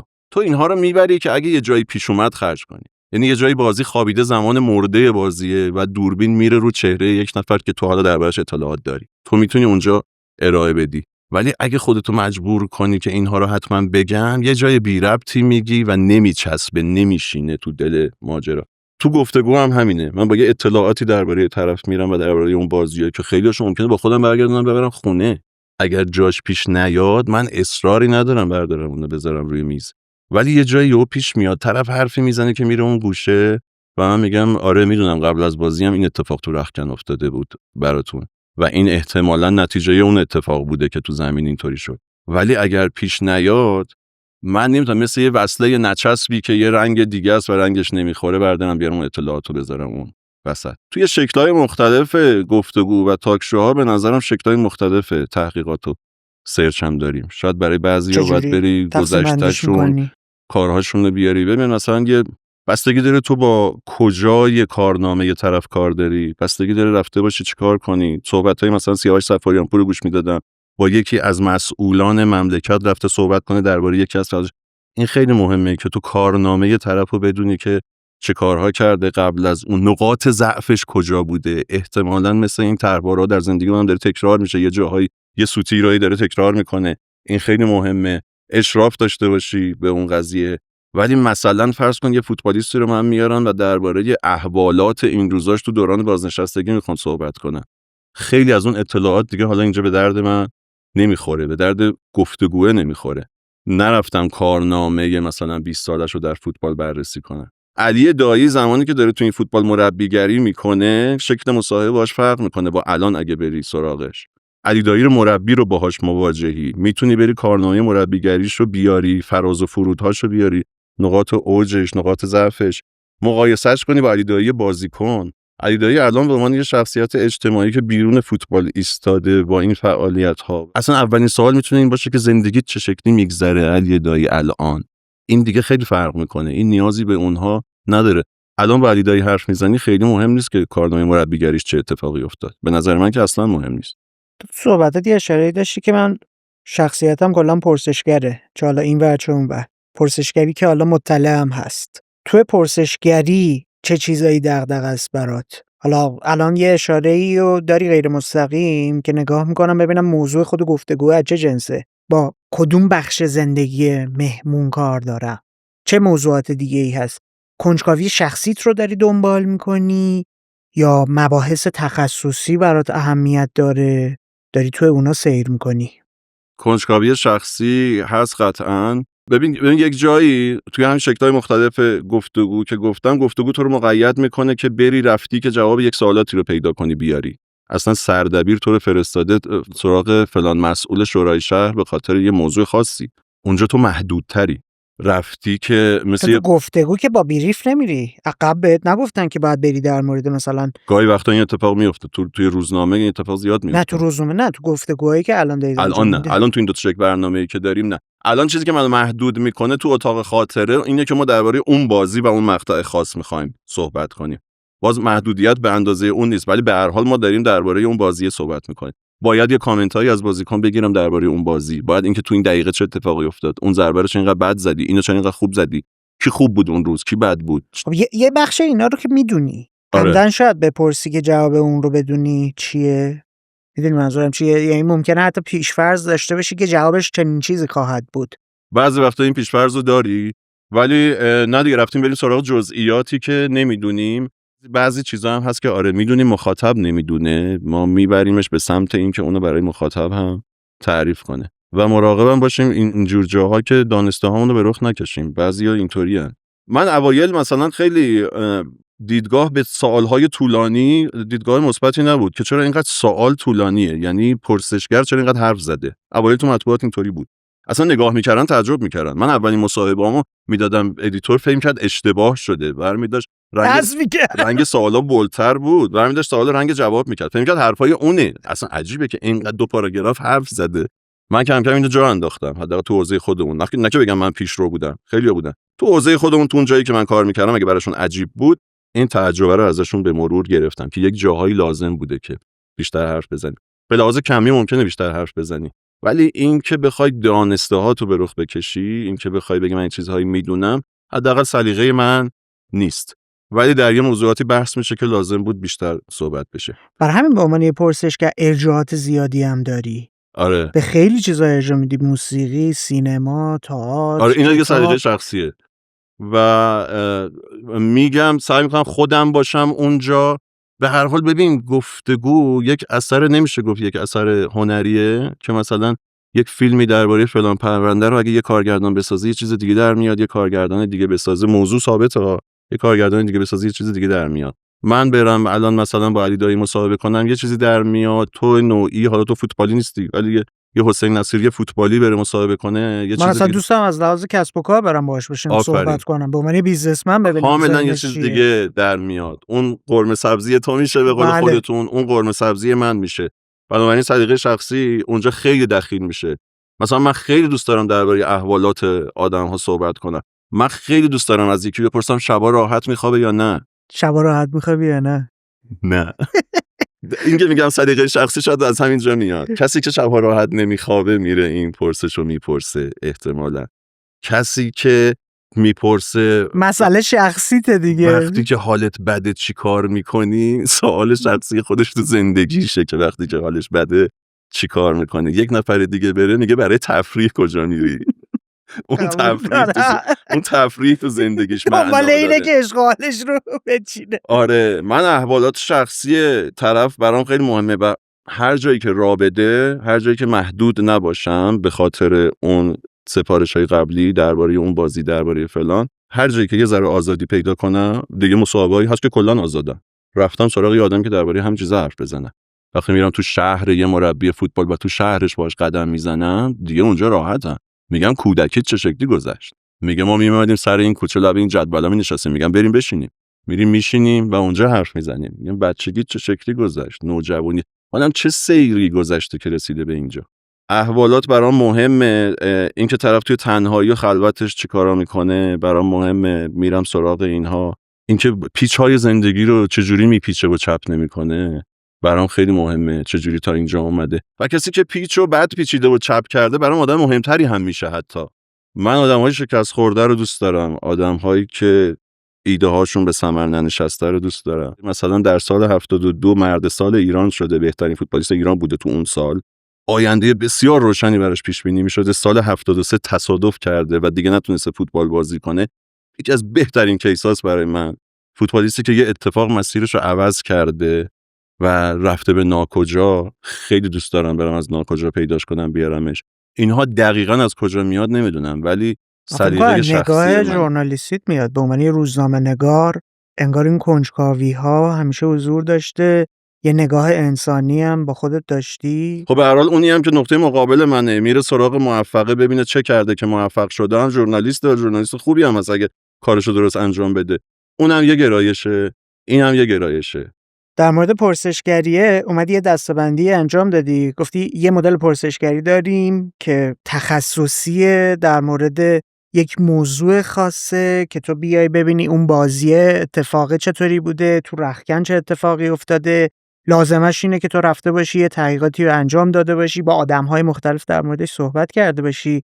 یه پرسشگری شخصی هم داری که دغدغه‌های شخصی و مسائل خودت رو طرح کردن و کنجکاوی هایی که داری از این جنس که داری میگی یک آدم شکست خورده رو ببینم تجربه زیسته چه مدلی بوده، وقتی که برای خودش داشته تصور میکرده خودش رو در قله موفقیت و شهرت و ثروت میدیده و تصادف میکنه و هیچ کدوم اونها اتفاق نمیفته، حالا تجربهش چیه؟ حالا خواستش چیه؟ فکر میکنی اون وقت تو این مدل پرسشگری چقدر رابطه ساختن با اون مهمانه اهمیت داره؟ خیلی مهمتر میشه. چون یه اشاره‌ای داشتی گفتی با بعضی اون شیمیه تو همون نیم ساعت اول اتفاق میفته و تو متوجه میشی در میاد یا در نمیاد. دقیقاً. حالا 2 تا سواله. اگر در نیاد چی کار میکنی که درش بیاری؟ اگر در بیاد تا چه حد شروع میکنی پیشروی کردن توی پرسشگریت؟ فضا رو درک میکنی و مثل توی مهمونیه، تو میری با یه سری آدم جدید برخورد میکنی، از یه جایی به بعد میفهمی که با هر کدوم تا چه حد میشه شوخی کرد، با بعضیا تا نهایتش میشه یکی رو میفهمی که اینجا دیگه آخرشه، نمیشه اصلا شوخی نمی‌کنی. آره. که معمولا اونجا انتخاب من اینه که نه که یه صحبت‌های جدی با طرف بکنم، من انتخابم شوخیه، من دور میدم و میچرخونم میرم با نفر بعدی شوخی میکنن. میفهمی که از اینجا جلوتر نمیشه رفت. تو گفتگو هم همینه. بعضیا صمیمیت همون اول ساخته شده است، شاید به خاطر گذشته‌تون 3 دفعه با این طرف مصاحبه کردی، 6 جای مختلف باش برخورد داشتی، گپ زدی. بعضی جاها نیست ولی میشه ساختش. مثلا من تایمی که طرفدار گیریم میشه حتما میرم پیشش میشینم. من نمیگم من رفتم اتاق گیریم اومدم حالا مهمونم من بره اتاق گیریم بیاد، من باهاش میرم و از شانس من نمیخوام بگم اینو من ترفند من بوده. یه مبلی اونجاست که با همه مبلا فرق میکنه، خیلی راحت و وسیعه. رو این مبل اصلا نمیشه نشست، بعد لش کرد. بعد من میرم رو اون مبله، طرف داره گیریم میشه، من رو مبله یه حالتی هم که طرف چاره‌ای نداره جز اینکه با من صمیمی بشه. اصلا با آدمی در اون پوزیشن نمیشه صمیمی نشد و خیلی اتفاقای خوب اونجا میفته. 4 تا خاطره با هم دیگه میگیم، ولی بعضیا هستن با همه اینها هم نمیشه. من مهدی رحمتی اومد گلر سالیان تیم ملی و الان مربیه، چون تو فوتبالی نیستی و بالاخره یه عده‌ای هم شبیه تو هم دیگه. این مخاطبه ما خیلی هاشون فکر کنم فوتبالی نیستن. این توضیح لازم. مهدی رحمتی با همه اینها نشد و نه که با من نمیشه، با هیچ کس نمیشه تقریبا. اینا با خود عادلم که میشینه گارش بالا، وقتی دوربین روشن میشه یه شکل دیگه میشه. یا فوتبالیستی داریم که پشت صحنه از من شوخ و شنگ‌تره، مثلا میاد اولین بارم هست منو میبینه ها، همه گفتن این همینطوریه، پشت صحنه شوخ و شنگ، دیوونه بازی، با همه شوخی میکنه، با دستیار تصویر بردار، با صدا داره رد میشه یهو میزنه به شکم من، میگه حواست به خورد و خوراکت باشه، شکم آوردی و میزنه. این که دیگه تاچ کنی میدونی شوخیه، خیلی صمیمیته. بعد دوربین روشن میشه میگه بله همونطور که سلام عرض کردم. میگم تو اصلا عرض نمی‌کردی تا الان، تاچ می‌کردی، چی شد یهو عرض کردی؟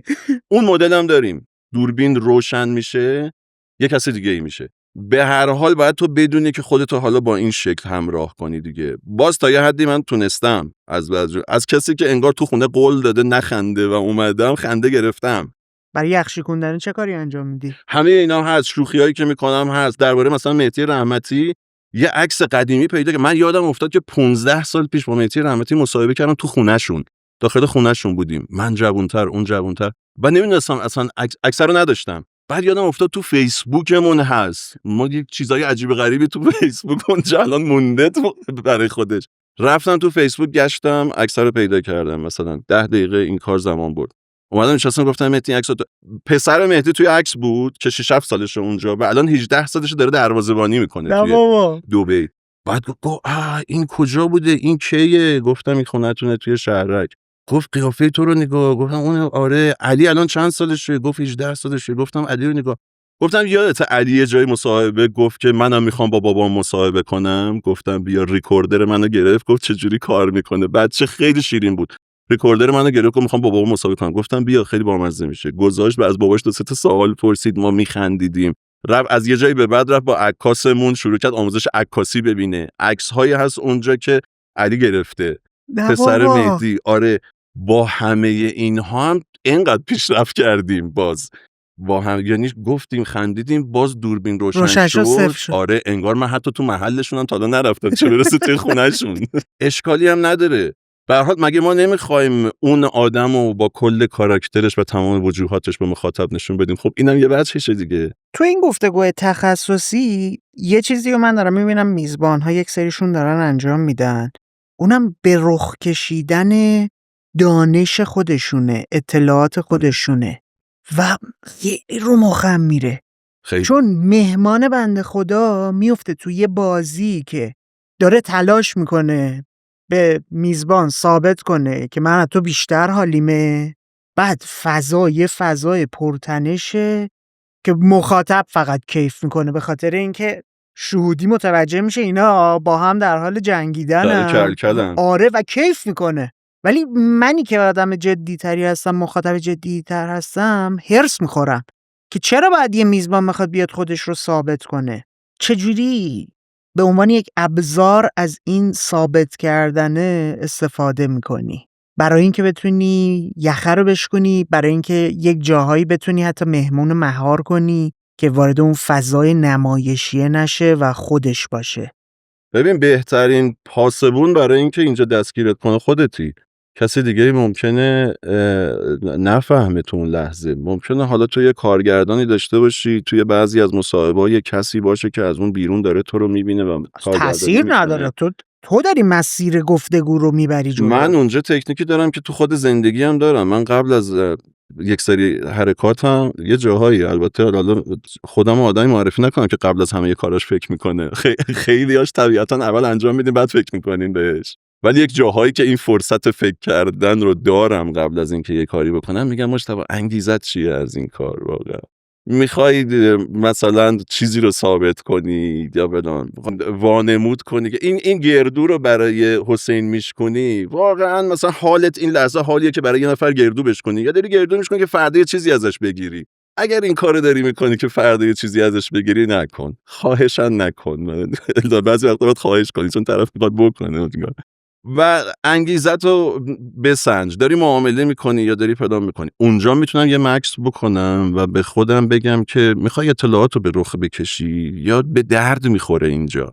اگه واقعا این باشه، نه، چون میزنه بیرون. مثل کارگردانایی که میگن طرف میخواسته حضورش حس بشه، بنابراین کار خوب در نیومده. بهترین کارگردانی رد پاش دیده میشه. رد پاش دیده میشه. بهترین کارگردانی اینه که مخاطب فکر کنه این فیلم کارگردان نداره، هر کی هر کاری دلش میخواد داره میکنه. اون بهترینه. کارگردان نامرئی بشی، یه توپی رو قل بدی که میدونی اگه اینجوری قل بدی اون باش بازی خوبی میکنه و اتفاق خوبی میفته، قل بدی بری کنار. این که تکنیک تو به رخ بکشی که من بلدم، اونجا کار نمیکنه. میگم به مرور تاکشوها به این سمت رفته که پرسشگر و مصاحبه شونده هم سطح دارن میشن، هم عرض میشن. از اون قدیمی‌ها که میادن مثل یه سری سوالی که نوشته شده رو بپرسن و برن و نقش پای میکروفون رو ایفا میکردن، اومده بیرون دیگه. الان تو این عرصه‌ای که این همه تاکشو وجود داره و این همه فضا این شکلی مقایسه میشن، کسی که بیشتر میفهمه و این فهمو بتونه بیاره توی دل مصاحبه طبعا موفق تره. ولی اینه یه جوری باید بیاره که دیده نشه. من نیومدم اونجا سخنرانی کنم، من نیومدم اونجا خودم رو معرفی کنم، من اومدم ایشون رو معرفی کنم. به خصوص من که دارم میگم سلیقم شکست خورده ها، سلیقم اینه که کسی که نور روش نیافتاده هیچ وقت من بیام روش نور بندازم. کسی که زیر 30 تا نور افکنه و دارن همه میبیننش، سوپر استار الانه که همه دارن میبینن. من اون ناکامه رو دوست دارم که نوری روش نیست، بلندشم برم اونو بردارم بیارم. بنابراین عرصه رو مهیا کنم برای اینکه اون بروز پیدا کنه، اون دیده بشه. من گاهی وقتا حتی شده که تو الان داری میگی دانسته ها تو به رخ بکشی، من گاهی وقتا دانسته هایی داشتم که قایمش کردم و خودم رو زدم به ندانستن. من صحنه‌ای هست تو یکی از اتاق خاطره ها که یهو شگفت زده میشم و این شگفت زدگی رو دارم بازی میکنم. من اون صحنه رو 10 بار دیدم قبلش. بعد نیمکت پرسپولیس رو نشون میده و یک سری ستاره بزرگ رو نیمکتن، فکر کنم ادمون بزیک بود. بعد حمید استیلی، کریم باقری، امامی فر، کاظمیان، چندین بازیکن شاخ مملکت رو نیمکتن. بعد میگم وای ادمون نیمکت رو نگاه کن. با ادمون خیلی رفیقم. نیمکت رو نگاه کن، ببین اینا کی تو زمین بوده که اینا رو نیمکت بودن فلان. و اونم یه چیزی گفت، چیزی که من میخواستم و گفت. فرداش عادل یه وایس به من داد، گفت مجتبی قبل از ضبط یه خورده اینا رو نگاه کن. واقعا باور کرده بود. واقعا من خیلی خوشحال شدم. بهش گفتی؟ آره. گفتم چقدر خوشحالم که باور کردی. اگه این مصنوعی میشد چقدر بد میشد. گفتم من اینو 10 بار دیده بودم و بچه‌ها حتی درباره این که چرا کریم رو نیمکته به من اطلاعات داده بودن که کی مصدومه رو نیمکته، کی سلیقه مربی نبوده. ما در این حد به جزئیاتش فکر کرده بودیم. من اونجا شاید یه نفر دیگه اگه بود میدونستم اون ضربه‌ای که میخوام خودش میزنه، ولی این پاس نیاز داشت. بعضی مثلا احساساتی رو صحنه بازی واکنش نشون میدن، خودشون میگن وای عجب شوتی زد. بعضی این کارو نمیکنن، من باید شارژشون کنم. من 2 تا وای میگم که سومی رو اون بگه. ممکنه برم تو تدوین وای خودمو در بیارم. من میگم که اونم بیاد بالا بگه. اونجا نیاز به اون بود. گفتم اینا چرا روی نیمکت؟ گفتم خیلی خوشحالم که باور کردی که من ندیده بودم و من حفظ بودم اینا که حتی کدومشون کجا نشسته رو. اونجا نیاز بود که من خودمو بزنم به ندونستن. یه قشری از مخاطبم احتمالاً فکر کرده که من وارد مصاحبه‌ای شدم که قبلش فیلمشو ندیدم. اونم احتمالاً اون فکرو کرده.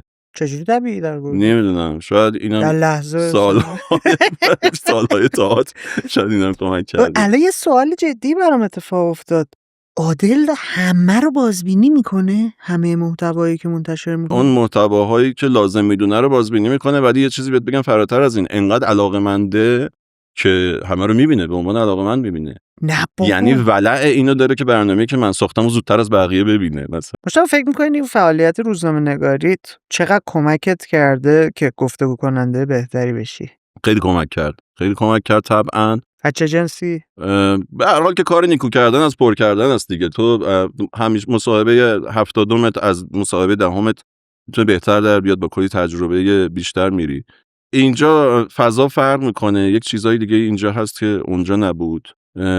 یا اونجا موقع پیاده کردن مصاحبه تو این اختیار رو داشتی که یک چیزایی رو درست کنی، روتوش کنی. اینجا تدوینگر میتونه خیلی کارا رو بکنه ولی تو فرصت اون کارو نداری. من یادم تو تدوین کردن مصاحبه ها موقع نوشتن سعی میکردم خط سیرش اگه نرم و راحت نمیره به موضوع بعدی اونجا راحتش کنم، یه سوالایی رو جابجا کنم و یه کاری اونجا باش بکنم.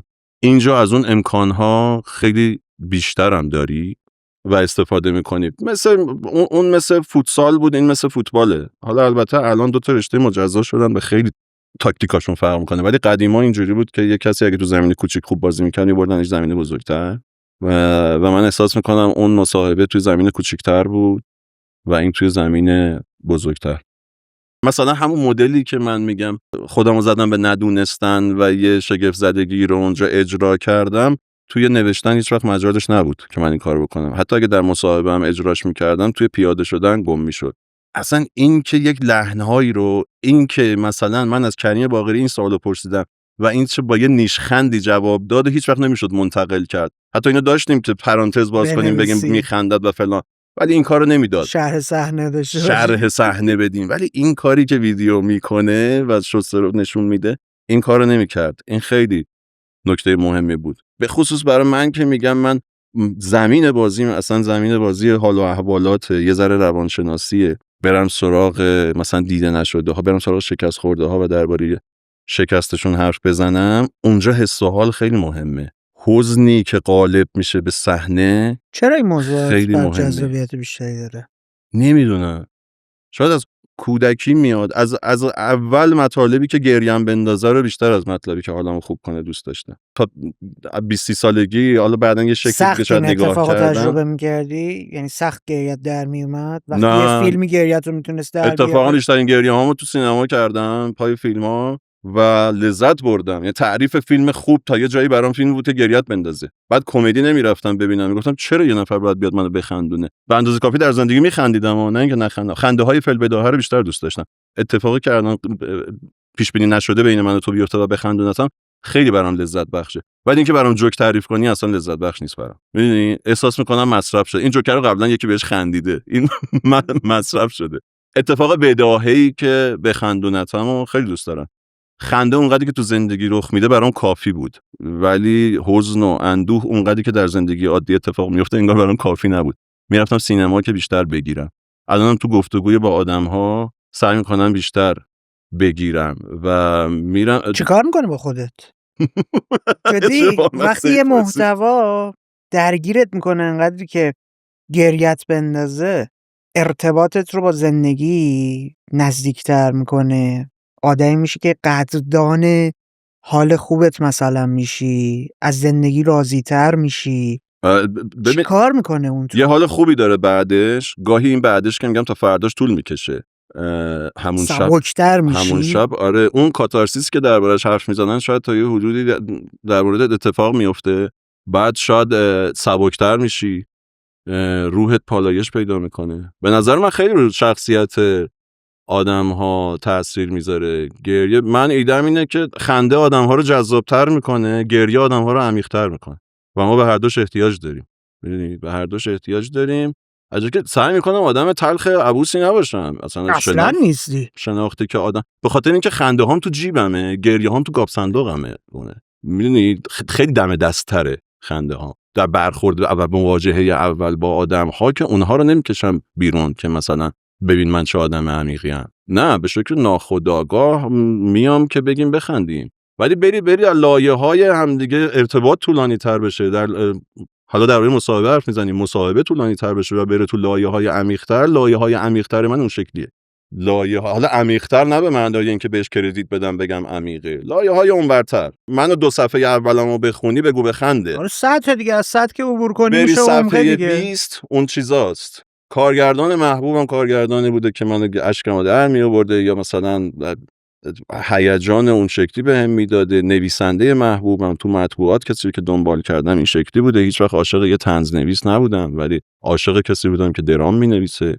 الانم توی کیسای مصاحبه‌ام این شکلیه تا یه حدودی. کسایی که برآورده نشده رؤیاهاشون، کسایی که محقق نشدن، بشینیم با هم حرف بزنیم ببینیم چی شد. رویاهات محقق شده؟ آره میگه من یخم که از آتش گذشت و آب نشد، دعای یک لب مستم که مستجاب نشد، پیامبری که به شوق رسالتی ابدی درون غار فنا گشت و انتخاب نشد. یعنی مفهوم و تصویر رو نگاه کن، کسی که سالها رفته تو غار و منتظر یه جبرئیله و انقدر خودش رو پرورش داده به خیال خودش، همین خودش یه سواله که اینقدری که تو فکر میکنی کارت درسته هست یا نه. ولی هیچ جبرئیلی نیومده به این بگه انتخاب شدی. انتخاب شدی و همیشه منتظر بوده. میگم خب من میام سراغت و درباره انتخاب نشدنت میتونیم با هم صحبت کنیم. یه مدلی از رختکن بازنده هاست و با منم شروع نشده، با رختکن بازنده هم شروع نشده. خیلی چیزا سالهای ساله که امتداد داره. خب بعضیا بهتر اجراش میکنن مثل بچه‌ها توی رختکن که خیلی بعضی از اونها از نظر من بازنده نیستن ولی مفهوم رختکن بازنده ها رو میپسندم که کسی بیاد درباره فتوحاتش حرف نزنه، درباره فتوحاتی که رخ نداد و دلش میخواست رخ بده حرف بزنه. خیلی قبلتر از این حرفا مثلا خانم رخشان بنی اعتماد عزیز و گرامی وقتی که حق داشت فیلم بسازه، فیلم‌هایی میساخت که با اون طبقه اجتماع کار داشت. نرگس میساخت، زیر پوست شهر میساخت. بعد من یادمه که یه منتقدی، یکاش یادم میومد کی بود نمیدونم، بهش لقب داده بود غمخوار واخورده ها. غمخوار واخورده ها خیلی اصطلاح خوبی بود و من خیلی دوست داشتم. شاید 30 سال پیش خوندم اینو. اونم اولین نفر نبود، اونم پیش قراول نبود. شاید فریدون گله شاید پیش قراول بود. میدونی کندو چیه؟ کندو رختکن بازنده هاست دیگه. کندو پدر علم رختکن بازنده هاست و اینا رو من دوست داشتم دیگه. بری کف خیابون. این علاقه شخصی رو تا چه حد وارده کاری که الان داری میکنی؟ هر جا بهم میدون بدن. مثلا دنبال آخه میزبانو که نمیتونه کسی مهار کنه، خودت باید. نه میدون تا قبل از انتخاب و قبل از شروع مسابقه بریم با کی گفتگو کنیم درباره چی. مثال اتاق خاطره خب ما رو محدود میکنه، یه بازی انتخاب میشه، ما رو محدود میکنه آدم‌هایی که تو اون بازی بودن. لیستو میچینیم جلومون، کلا 15 نفرن، 5 نفرشون ایران نیستن، 4 نفرشون در دسترس نیستن، میمونه 6 نفر. بین اون 6 نفر من فکر میکنم به اونی که باحال‌تره، به اونی که از این قصه هام داره برام تعریف کنه، انتخابامو محدودتر میکنه دیگه. بین اونها هم سعی میکنم یه ذره سلیقه‌مو اعمال کنم. بعد وقتی میاد اونجام تا یه حدی راه میده. میگم برای یه موضوع دیگه اومده طرف، من حواسم هست این نیومده که من علاقه شخصیمو دنبال کنم، تا یه حدی اجازه میده. اینجا اختیارات من کمه.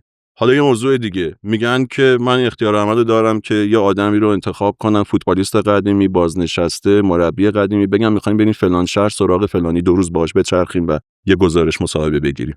خیلی اونجا دستم بازه برای انتخاب کردن. بعد یه کسای دیگه رو ممکنه پیشنهاد بدن، بگم نه این راه دستم نیست، مثلا بلندشم برم سراغ اون کسی که دوست دارم و با اون بگیرم.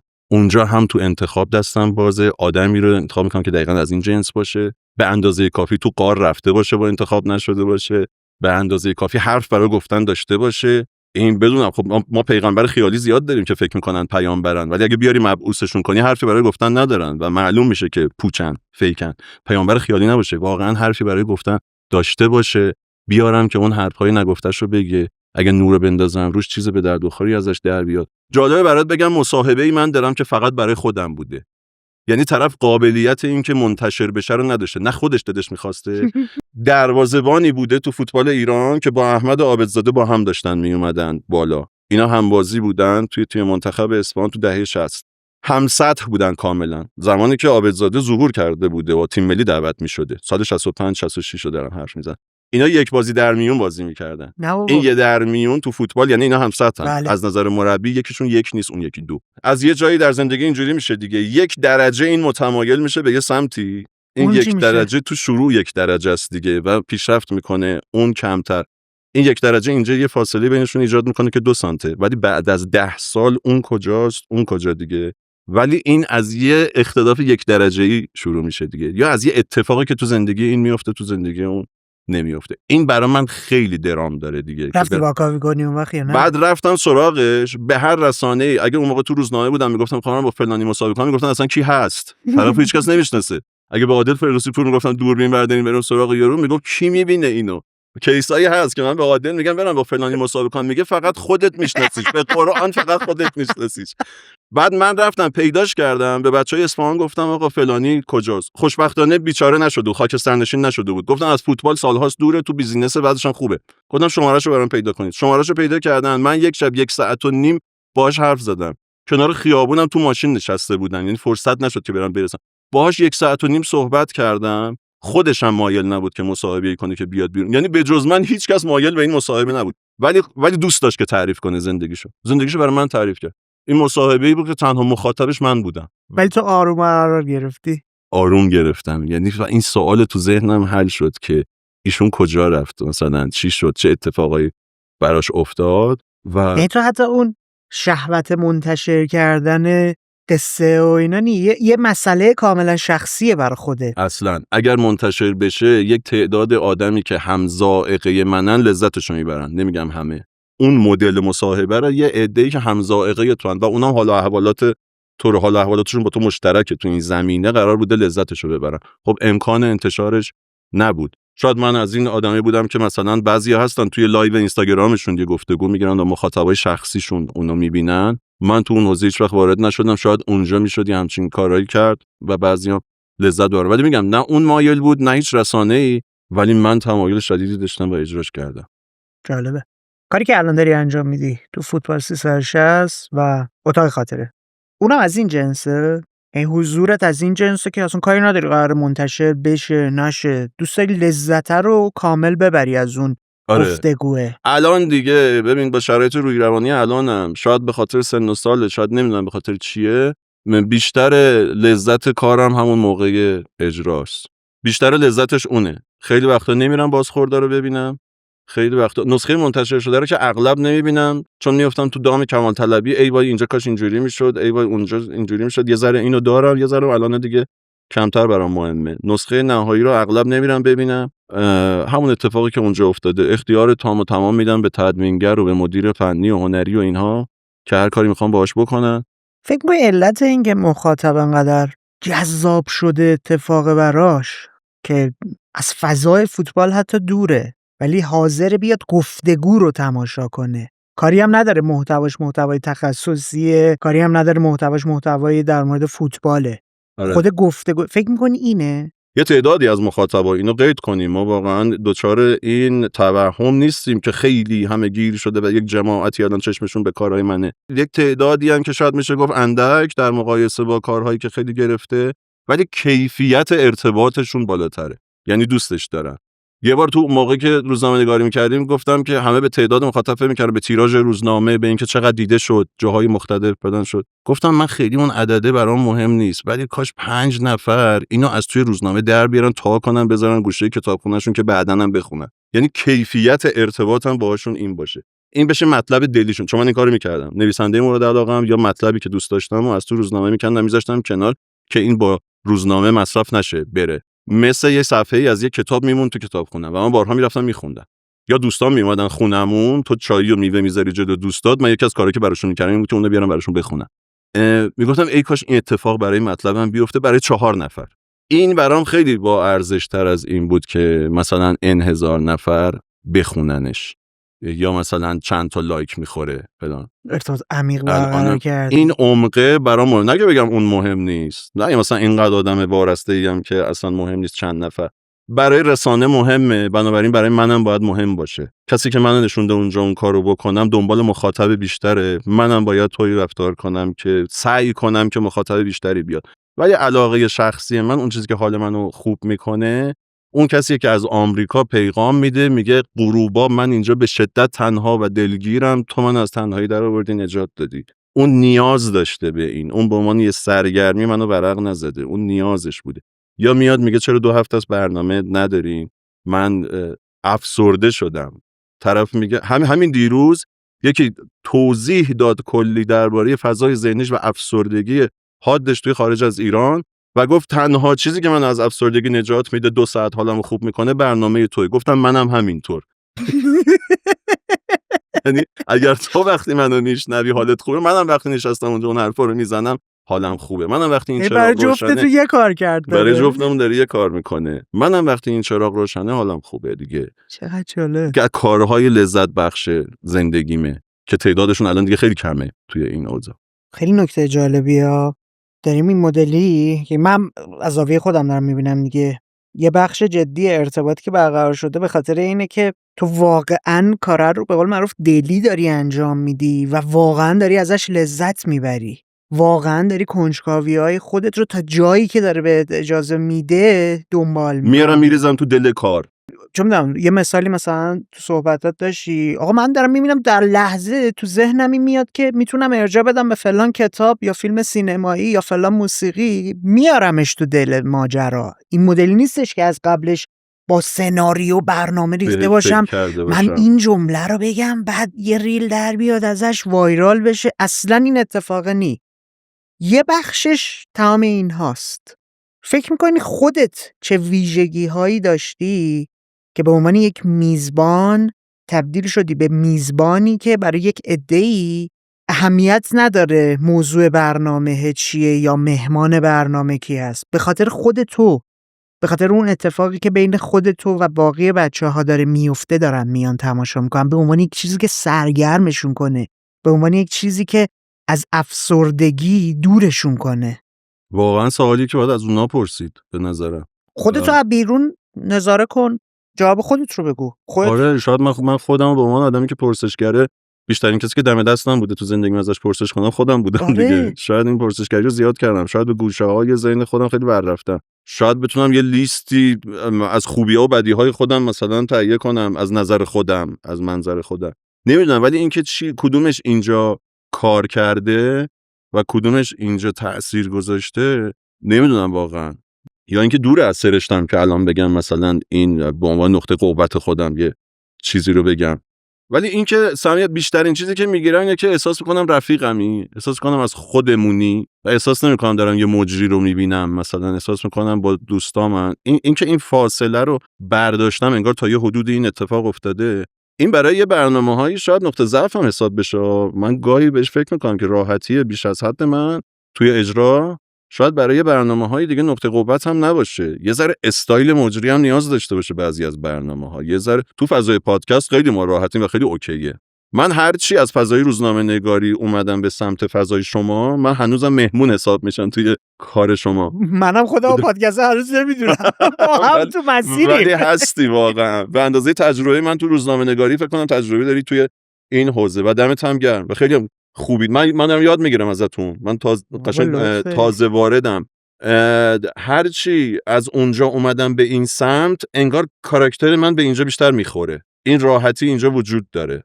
من چیزهایی رو کاغذ نوشتم که سردبیر و ادیتور وقتی خوندن تعجب کردن، گفتم واقعا اینو نوشتی؟ چه راحتی. فوش داده بودی؟ چون اونا ناراحت بودن. چون خودشون یاد گرفتن ناراحت باشن. نه فوش هم نه، مثلا احساس صمیمیت با مخاطب، احساس صمیمیت با مصاحبه شونده‌ای که باش نشستم دارم گفتگو میکنم، بالاترین مهارت بود. اینکه تو بتونی با مخاطبت، با جامعه مخاطبت ارتباطی برقرار کنی که مخاطب بیاد برنامه رو به خاطر حضور تو ببینه، نه به خاطر گفتگویی که در مورد یک موضوع تخصصیه، نه به خاطر اون مهمون. اصلا یک چیزیه که توی حالا ما تو این پرونده اینم باز قید کنیم که خیلی زیاد نیستن ولی یه تعدادی هستن که میان به خاطر من. اصلا شما بگو یک نفر تو دنیا که میگن تاک شوی فلانی، تاک شو رو به هاستش میشناسن. خب الانم همینه. خیلی حسادت برانگیزه. الانم وقتی که در مورد فوتبال 360 صحبت میشه پشت بندش دارم میگم مجتبی. نمیدونم توی پادکستمون که واقعا یه تیمه که هر کدوم تاثیر خودشون دارن میذارن، ولی توی گفتگو آره شاید یه جاهایی شکل گفتگو شبیه من شده. حالا این شبیه من رو یه جماعتی دوست ندارن، مجری اتو کشیده رو بیشتر دوست داشتن، یا از یه قالب‌های خارج نشه یا یه شکل دیگه بخنده، نه اونطوری. یه بار یه مخاطبی گفت خیلی خوبی، ولی من شبا خوابم که میبره این صدای خنده‌هات منو بیدار میکنه، چون خیلی با پادکست میخوابن. خود من صدای خنده‌هات منو بیدار میکنه، یه کاریش بکن. شاید خیلی مخاطبا دوست داشته باشن که طرف این شکلی نخنده، یه شکل دیگه بخنده، ولی یه بخششون آره توی اتاق خاطره، توی تاک شو، توی مصاحبه، چون من به جز اتاق خاطره هم مصاحبه‌ای میکنم که تو اون قالب نمیگنجه، میارم دو تا مبل میذاریم میشینیم با هم دیگه گپ میزنیم و اغلبشون هم میگم از همین از نفس افتاده‌های شکست خوردن توی اونجا آره شاید شخصیت من خیلی تاثیر گذاشته. پروژه دلی هم داری؟ شخصی دوست داری دنبال کنی تا حالا سمتش نرفتی؟ چون الان داری برنامه ریزی میکنی به عنوان فعالیت آره اون وسواسی که گفتم اونجا نمیذارم اذیتم کنه، اینجا نتونستم جلوشو بگیرم 2-3 ساله که یعنی از همون اوایل این که با این فضا آشنا شدم دلم میخواست که مثلا پادکست دلی شخصیمو داشته باشم، از اینایی که برای مخاطب زیاد و اینها ساخته نمیشه، از اینایی که بشینم قصه‌ای بخونم، خاطره‌ای بگم، شعری بخونم. بخاطر اینکه یه قشر چقدر جالب که گفتی پادکست. آره پادکست دقیقاً مناسب پادکست بود. و یه سری مخاطب داشتم که میگفتن اینو میخوایم. من یه تیکه آخر 360 راه انداختم که کم کم این شکلی شد. اوایل اینجوری نبود. اوایل شاید اصلا همه تعجب میکردن که یکی آخر یه پادکست فوتبالی شعر بخونه. ولی یه بار پیش اومد خوندیم، یه بار یه نفر فوت کرده بود دربارش حرف زدیم و با اون قالب بسته شد با یه بیت شعر. بعد کم کم اینجوری شد که مخاطب من گفت شعر نخوندی این شماره. امضای کار شد. شعر جزء برنامه نبود، گفتن نه. و بعد کم حتی کم تیکه‌هاشو وایرال کردن، در بردن. آره خیلی جالبه. بعد یه مقطعی تو خیابون به من میگفتن که شما همونی که شعر میخونه، گفتم نه اونی که کارمونه. یه مقطعی به من میگفتن شما اونی که درباره مهاجرت صحبت میکنه. یه تیکه درباره مهاجرت وایرال شده بود. گفتم نه من تخصصم این نیست، تخصصی که ندارم، ولی اون تخصصی که همه فکر میکنن دارم هم درباره فوتباله. چیزهای غیر فوتبالی که گفتم و این مدلیا بیشتر پسندیده شد. مخاطبی داشت که حالا n نفر، من نمیدونم چند صد نفر بودن یا چقدر، اونها میخواستن و من هم دوست داشتم. ولی درگیر این وسوسه شدم که خب این یه دکمه است، حالا یه کتی باید بدوزیم به این دکمه دیگه، چیکار بکنیم؟ و زیادی درگیر این وسواس شدم. معمولا هم کارهایی که حاضر و آماده است، از استودیو تو رو صدا میکنن که بیا ضبط کنیم، از اونجا تو رو صدا میکنن که بیا برو فلان جای مصاحبه رو بگیر، تو اولویت دیگه تا کاری که میخوای تازه طراحیش کنی. وقتی اون مشغله ها رو داری کمتر فرصت پیش میاد که به این فکر بکنی. بعد وقتی هم فکر میکنی فکرای بازدارندت میاد، اول به این چیزاش فکر میکنی که نه اینش خوب نیست یا فلان، باید بهتر بشه بیاد بیرون. چیزهایی در زندگی هست که اینقدر صبر کردیم به بهترین شکلش ارائه بدیم که اصلا ارائه ندادیم. برام جالب بود، پیش خودم میگفتم الان برمیگردی میگی دوست دارم مثلا یه رمان بنویسم، یه فیلم نامه بنویسم، چون حالا به عنوان روزنامه‌نگار نوشتن جدی بوده، به عنوان خیلی نوشتم یه پرسشگر، سال‌هایی، ولی خوشم اومد انگار از این فضا. آره، بعد به عنوان یه آدمی که عاشق به قول خودت اون فضای شکسته، شکست خوردن، ناامید شدن، فضای نرسیدن هستی، گفتم الان برمیگردی میگه که من دنبال مثلا نوشتن داستان این مدلی ام، آره. فیلمنامه این مدلی، ولی یهویی برگشتی گفتی پادکست. آره. نمیدونم چرا از این فضای خوشم اومده. به خودش به خاطر بازخورداست که بیشتر بازخورد میگیری. اونجا تعدادشون کمتر بود، تو مخاطب نوشته ها تو نمیتونستی ببینی، اینجا بیشتر میبینی. ارتباط مستقیم برات مهمه. ارتباط مستقیم تو فضای برای همین تو گفتگو هم میگفتی حتی اگر تک نفرم باشه برای من کافیه. آره توی نوشتن اینقدر ارتباط مستقیم نبود، اگرچه که بعضی از نوشته‌هامون رو می‌آوردیم می‌ذاشتیم تو فضای مثلا اینستاگرام و یا بازخوردایی می‌گرفتیم، ولی اصلا به این شدت نبود. این که ببینی خوب و بدش با هم، این برام مهمه. از همه اینا مهمتر فکر کنم تنبلیمه داره کار میکنه. نوشتن یه کار واقعا سخت‌تریه نسبت به حرف زدن. به هر حال هم فیزیکال تو داری تایپ میکنی، هم به قول یه نویسنده‌ای نوشتن سخت‌ترین کار دنیاست، چون برای نوشتن باید نشست و نشستن خیلی کار سختیه. اینکه آروم بگیری یه جا بشینی به مدت 3-4 ساعت مثلا حداقل این خیلی کار سختیه برای من که یه بیش فعالی خاصی هم دارم، بلند میشم میدوام اونور میدوام اینور. در تنهایی و خلوت این به مزاج خیلی ها میخوره، روزی 7-8 ساعت مینویسن. به مزاج من نمیخورد. من نوشتن برام خیلی سخت بود. من سفارشایی که میگفتم برای فلان مجله مثلا فلان مطلب رو بنویسم همیشه روز آخر انجام میدادم. کار سختی بود که به تعویق مینداختمش و با استرس. مثلا یعنی اگه 10 روز وقت داشتم 5 روز اول که اصلا بهش فکر نمی‌کردم، از روز 6م شروع می‌کردم بهش فکر کنم تا روز 9م. روز 10م میگفتم دیگه چاره‌ای نداری، اونجا دیگه مجبوری قولشو دادم.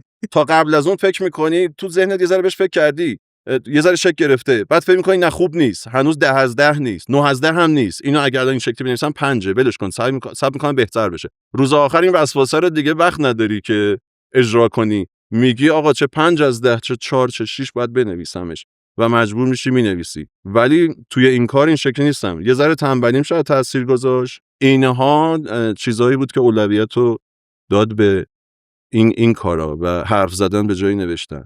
تنها نکته‌ای که اونجا بهتر از اینجا بود این بود که فرصت داشتی که برگردی دوباره بخونی و درستش کنی. من اینو خیلی دوست داشتم. کلمه ها رو با یه دقتی انتخاب. وقتی مینوشتمش 3 بار میخوندمش توی یه سطرهای یه کلمه هایی که ممکن بود یه ذره معنا رو اشتباه بده به مخاطب و ترمیم میکردم. یه جاهایی به این نتیجه رسیدم که این شکلی قشنگتره. این که ادیت میکردم، چون قبل از اینکه نویسنده بشم ادیتور بودم اصلا.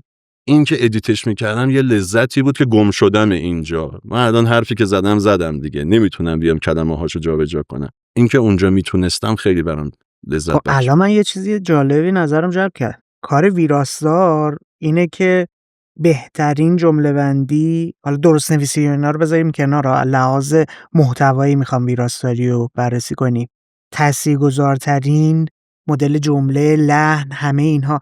و من دارم نگاه میکنم میبینم تو انگار یه ویراستاری رو نصب شده که توی گفتگو کردن اون چیزها پس ذهنت به صورت اتوماتیک داره اتفاق میفته و خیلی نکته جالبیه که اون تجربه زیسته همراه شده با اون نویسنده درونت و توی گفتگو کردنت هم داری ازش استفاده داره کار میکنی. میکنه تا یه جاهایش که درونی شده. آره، حتی اون تجربه تئاترم توی پرفورمنس فیزیکی تو، زبان بدنت، همه اینا داره تأثیر میذاره. همه اینها داره کار میکنه. آره، همه تجربه های زندگی، حتی بعضیاش که به نظر میاد هیچ ربطی به کارمون نداره، از کودکی تا الان همش به این شخصیتی که شکل گرفته کمک کرده و خب دیالوگی هم که از دهن تو در میاد از دل اون شخصیت داره در میاد. همه کمک کرده، ولی اینا خیلی بیشتر، چون خیلی مرتبط تره با این کار. قطعا تجربه تئاتر، تجربه روی صحنه رفتن و دل به دل مخاطب دادن، چون تئاتر خیلی هم فرق میکنه با اینکه مثلا من 2 پلان توی فیلم سینمایی بازی کرده باشم. تئاتر نفس به نفس تماشاگر بوده، دیدم ریاکشنشو، دیدم که چی میگم، خندیده یا نخندیده. ماجرای اونجا داره تاثیر میذاره. بعد دوره ویراستاری و وسواسم تو اونجا. آره، یه وسواس عجیبی دارم که هنوزم تو نوشتن با هم هست که از نظر نگارشی این باید رعایت بشه. مثلا نیم فاصله، مثلا وسواس نیم فاصله دارم. حتی رو میز نگاه میکنم احساس میکنم که این 2 تا ظرف باید نیم فاصله داشته باشن، با این ظرف باید فاصله داشته باشن. مثلا هارمونیه رو کامل می‌خوای لحاظ کنی. بیماری‌های مختلفی دارم که این یکیشه. ولی ای کاش در حد همین چیزای خنده‌دار باشه. وسواس توی ارائه یه کاری که معطلش میکنی برای اینکه بهترین شکلش باشه خیلی اشتباهه. چون از دید خودت داری قضا خوبه که یه ذره وسواس بخرج بدی به بهترین کیفیتی که میتونی ارائه بدی. این وسواس غلط که من دارم میگم، تو داری به کیفیتی فکر میکنی که نمیتونی. تو سقف خودت قراره ارائه بدی دیگه، سقف یک نفر دیگری قراره ارائه بدی. اون چیزی که شکل گرفته بعد از مدتی بهترین کاریه که تو میتونی انجام بدی. اگر داری به کار بهتر فکر میکنی، این کاریه که کسی دیگه میتونه انجام بده، کسی بهتر از تو. اون دیگه وسواس مخله. من همیشه میگم کمالگرایی که تو رو به سمت انفعال ببره باید بندازیش. آره، چون نمیذاره قدم به قدم برداری. نمیذاره واقعا. آره دیگه، خروجی نداره دیگه. حالا تو 1 سال هم برای زمان گذاشتی. و کمالگرایی بعدیش اینه که اسمش انقدر با کلاسه که به نظر نمیاد بیماریه. لامصب بیماریه. خیلی چیز فاجعه ایه. تو فکر کن کادو پیچش میکنی کمالگرا هستم فلان بیسا، ولی داره میگه آقا این بیماری معیارهای سختگیرانه است، داری به خودت سخت میگیری. بریم سمت جنبندی و 2 تا سوال آخر همیشگیمون رو بپرسم. ما مفهوم کوزی کورنر داره انگوش میذاره روی موقعیتی که آدم‌ها توش خلاق‌ترین نسخه خودشون رو دارن تجربه میکنن. حالا این موقعیت میتونه زمانی باشه، مکانی باشه، بعد از انجام یک روتین و ریچوال خاصی باشه. کوزی کورنر مجتبی کجاست؟ تو چه موقعیتی خلاق‌ترین نسخه خودت رو تجربه میکنی؟ ببین، به لحاظ یه ذره مفهومی ترش که گفتم، جایی که با اون مدل کاراکترها مواجه بشم، یه خلاقیت‌های دیگه در من میاد بالا که توی موقعیت‌های دیگه نیست. ولی جالبه به شکل مجسمش کوزی کورنر من اینجاست، جلوی این نورها، یعنی وقتی که روشن میشن. این خیلی جالبه. من قبل از ضبط‌ها نمیدونم که چی میخوام بگم، نه خیلی آمادگی خوبی دارم، نه خیلی وقتا اصلا سر حالم. یعنی من صبحی هست که بلند میشم میام، یه روزایی هست با همه قهری اصلا دلت نمیخواد، یعنی کسی تو خیابون آدرس ازم بپرسه حال ندارم جواب تلخم، حال ندارم یک جمله به اون جواب بدم. بعد به این موقعیت فکر کنی بدترین شغل برای تو اینه که الان حال نداری یک جمله حرف بزنی، داری میری یه جایی که 3 ساعت حرف بزنی، قاعدتاً باید اون روز خوب در نیاد. ولی این نورها روشن میشه و میگن ضبطیم، یه نفر دیگه میشن و حالا حوصله دارم. یعنی موقعیت خود اینجاست. چه اتفاقی میفته؟ نمیدونم. من مشابهش رو دیدم. من دوست بازیگر داشتم، تو اوج افسردگیش بود. البته اوج برای افسردگی به نظر نمیخواد، تو عمق افسردگی تو عمق افسردگیش بود. ما با هم دوست بودیم و بعد سر کارم میرفت. از شانسش تو اون مقطع بیکار نبود، سر یه پروژه سریالی باید میرفت، روزی 7-8 ساعت سر پروژه بود و به جز اون چند ساعتی که سر کار بود بقیه‌شو با هم بودیم. ما وضعیتش جوری بود که نمیشد، منم وضعیت بهتری نداشتم، نمیشد همدیگه رو رها کنیم. بعد بهش میگفتم چی کار میکنی؟ میگفت ببین با یه حال نزاری پا میشم میرم اونجا، توی راه اون راننده‌ای که اومده دنبالم سعی میکنه با من حرف بزنه، من اصلا حال ندارم باش یک جمله حرف بزنم، نمیتونم. به طرف یک جوری میخوام حالی کنم که آقا اینو بی احترامی فرض نکنی، من حال ندارم حرف بزنم. میرسم اونجا باز میگفت نویسنده رو میکشم کنار، میگم برای من کمتر دیالوگ بنویس، همه دوست دارن بیشتر بنویسه. نور صحنه روشن میشه، میگن صدا دوربین، یه آدم دیگه میاد بالا و هم پر هیجانه، هم اکتیوه، هم حرف میزنه، همه کارا رو انجام میدم و میگه بارها به خودم گفتم اینو کاش کشف کنم از کجا میاد، با خودم ببرمش خونه و با همین انرژی زندگی کنم، ولی نمیشه. با نورها میاد، با خاموش شدن نورها میره.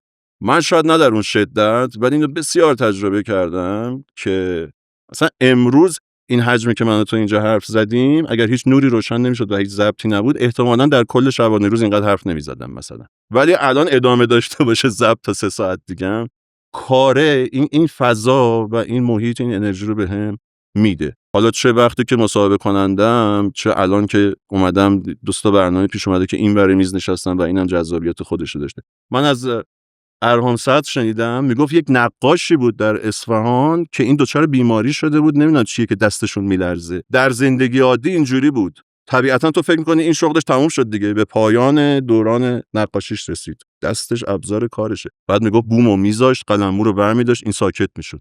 فقط موقع نقاشی دستش نمیلرزید، فقط موقع نقاشی کردن. از این روایت هاست که ممکنه یه اغراقی توش باشه، یه ذره افسانه سازی شده باشه، ولی من دوست دارم. من افسانه‌ها رو بیشتر از واقعیت ها دوست دارم. برای من یه روزهایی هست که اگه بخوام با کسی حرف بزنم صدام میلرزه، ولی میام اینجا و نورا روشن میشه، اون تنها لحظه‌ای که صدام نمیلرزه. کوزی کورنر من اینجاست و خلاقیت هم میاد و قبلش بخوام بهش فکر کنم که چی بگم اصلا نمیتونم متمرکز بشم، ولی متمرکزم الان و این خیلی اتفاق عجیبیه. تو تنهاییت زیاد فکر میکنی؟ آره. فکر و خیال یا اندیشیدن کلا؟ نه، فکر و خیال بیشتر. چیزهایی که هیچ نتیجه‌ای نداره رو بیشتر بهش فکر میکنم تا اون چیزهایی که فکر کردن بهش مفیده. الان این شکلیه. آره، خیلی به فکر کردنم کردید دادم. به خاطر همین از همیشه خستم. دکترها میگن ذهن وقتی کار میکنه چند برابر کار فیزیکی خستگی داره. یعنی شما اگه کار یدی بکنی اون تایمو، اینکه خواب آرومی هم نداری همینه، ذهن خاموش نمیشه، دائم درگیره. آره، و این تمرکز و این حضور و این به قول میگن اینجا و اکنون بودن. بله دقیقاً اینجا داره اتفاق میفته. برای همین اینجا و اکنون اینجا دارن. یعنی شاید یکی از آرزوهام شاید این باشه که بتونم همین حالو بردارم ببرم تو زندگیم مثلا، ولی این نورا خاموش میشه برمیگردی به زندگی. توی تئاتر هم همینطور بود. توی تئاتر هم میرفتم روی صحنه و یه فضای جالبیه اونجا، نور روی تو اون بر کسی رو مخاطبی نمیبینی، یه سیاه چاله، یه تاریکه، اونان که تو رو میبینن. توی اون نوره من خودم میرفتم پشت صحنه، حال نداشتم یه چیزی رو به کسی توضیح بدم. خیلی کارکرد جالبی داره. سوال آخر، این گفتگو رو دوست داری به کی تقدیم کنی؟ قطعاً به ابراهیم افشار. من وامدار ابراهیم افشارم که توی بچگی نویسنده مورد علاقم بود، توی ورزشی نویسی. الان بهش میگن تاریخ پژوه، ولی من دوست دارم بهش بگم داستان سرا، چون خیلی وقتا چیزایی که مینویسه نقل به نقل تاریخ نیست، ولی خیلی جذاب‌تر از خود تاریخ. داستان سراییشو دوست دارم، لحنشو دوست دارم. حزنی که من دنبالش میگشتم توی نوشته‌هاش بود. در بچگی علاقه‌مند نوشته‌هاش شدم.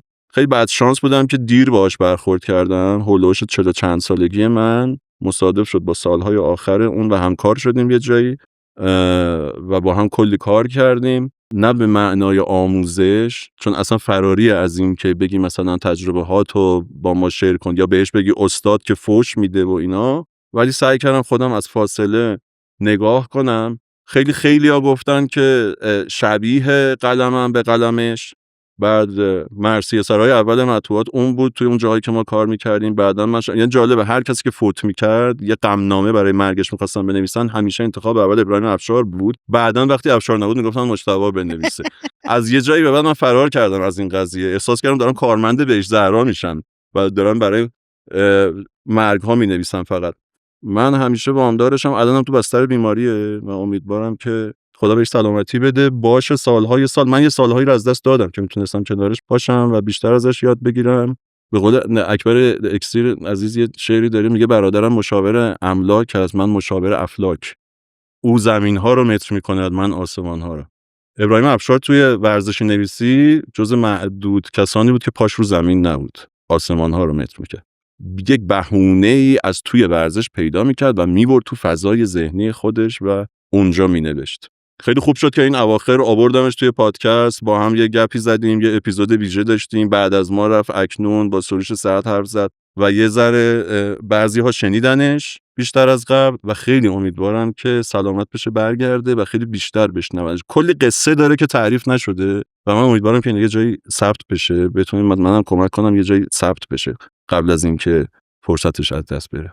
مشتاق جون ممنونم ازت، قربونت برم. دمت گرم که به کوزی کورنر اومدی و خیلی به من خوش گذشت. مرسی ممنون از تو، قربونت برم، خیلی خوش گذشت.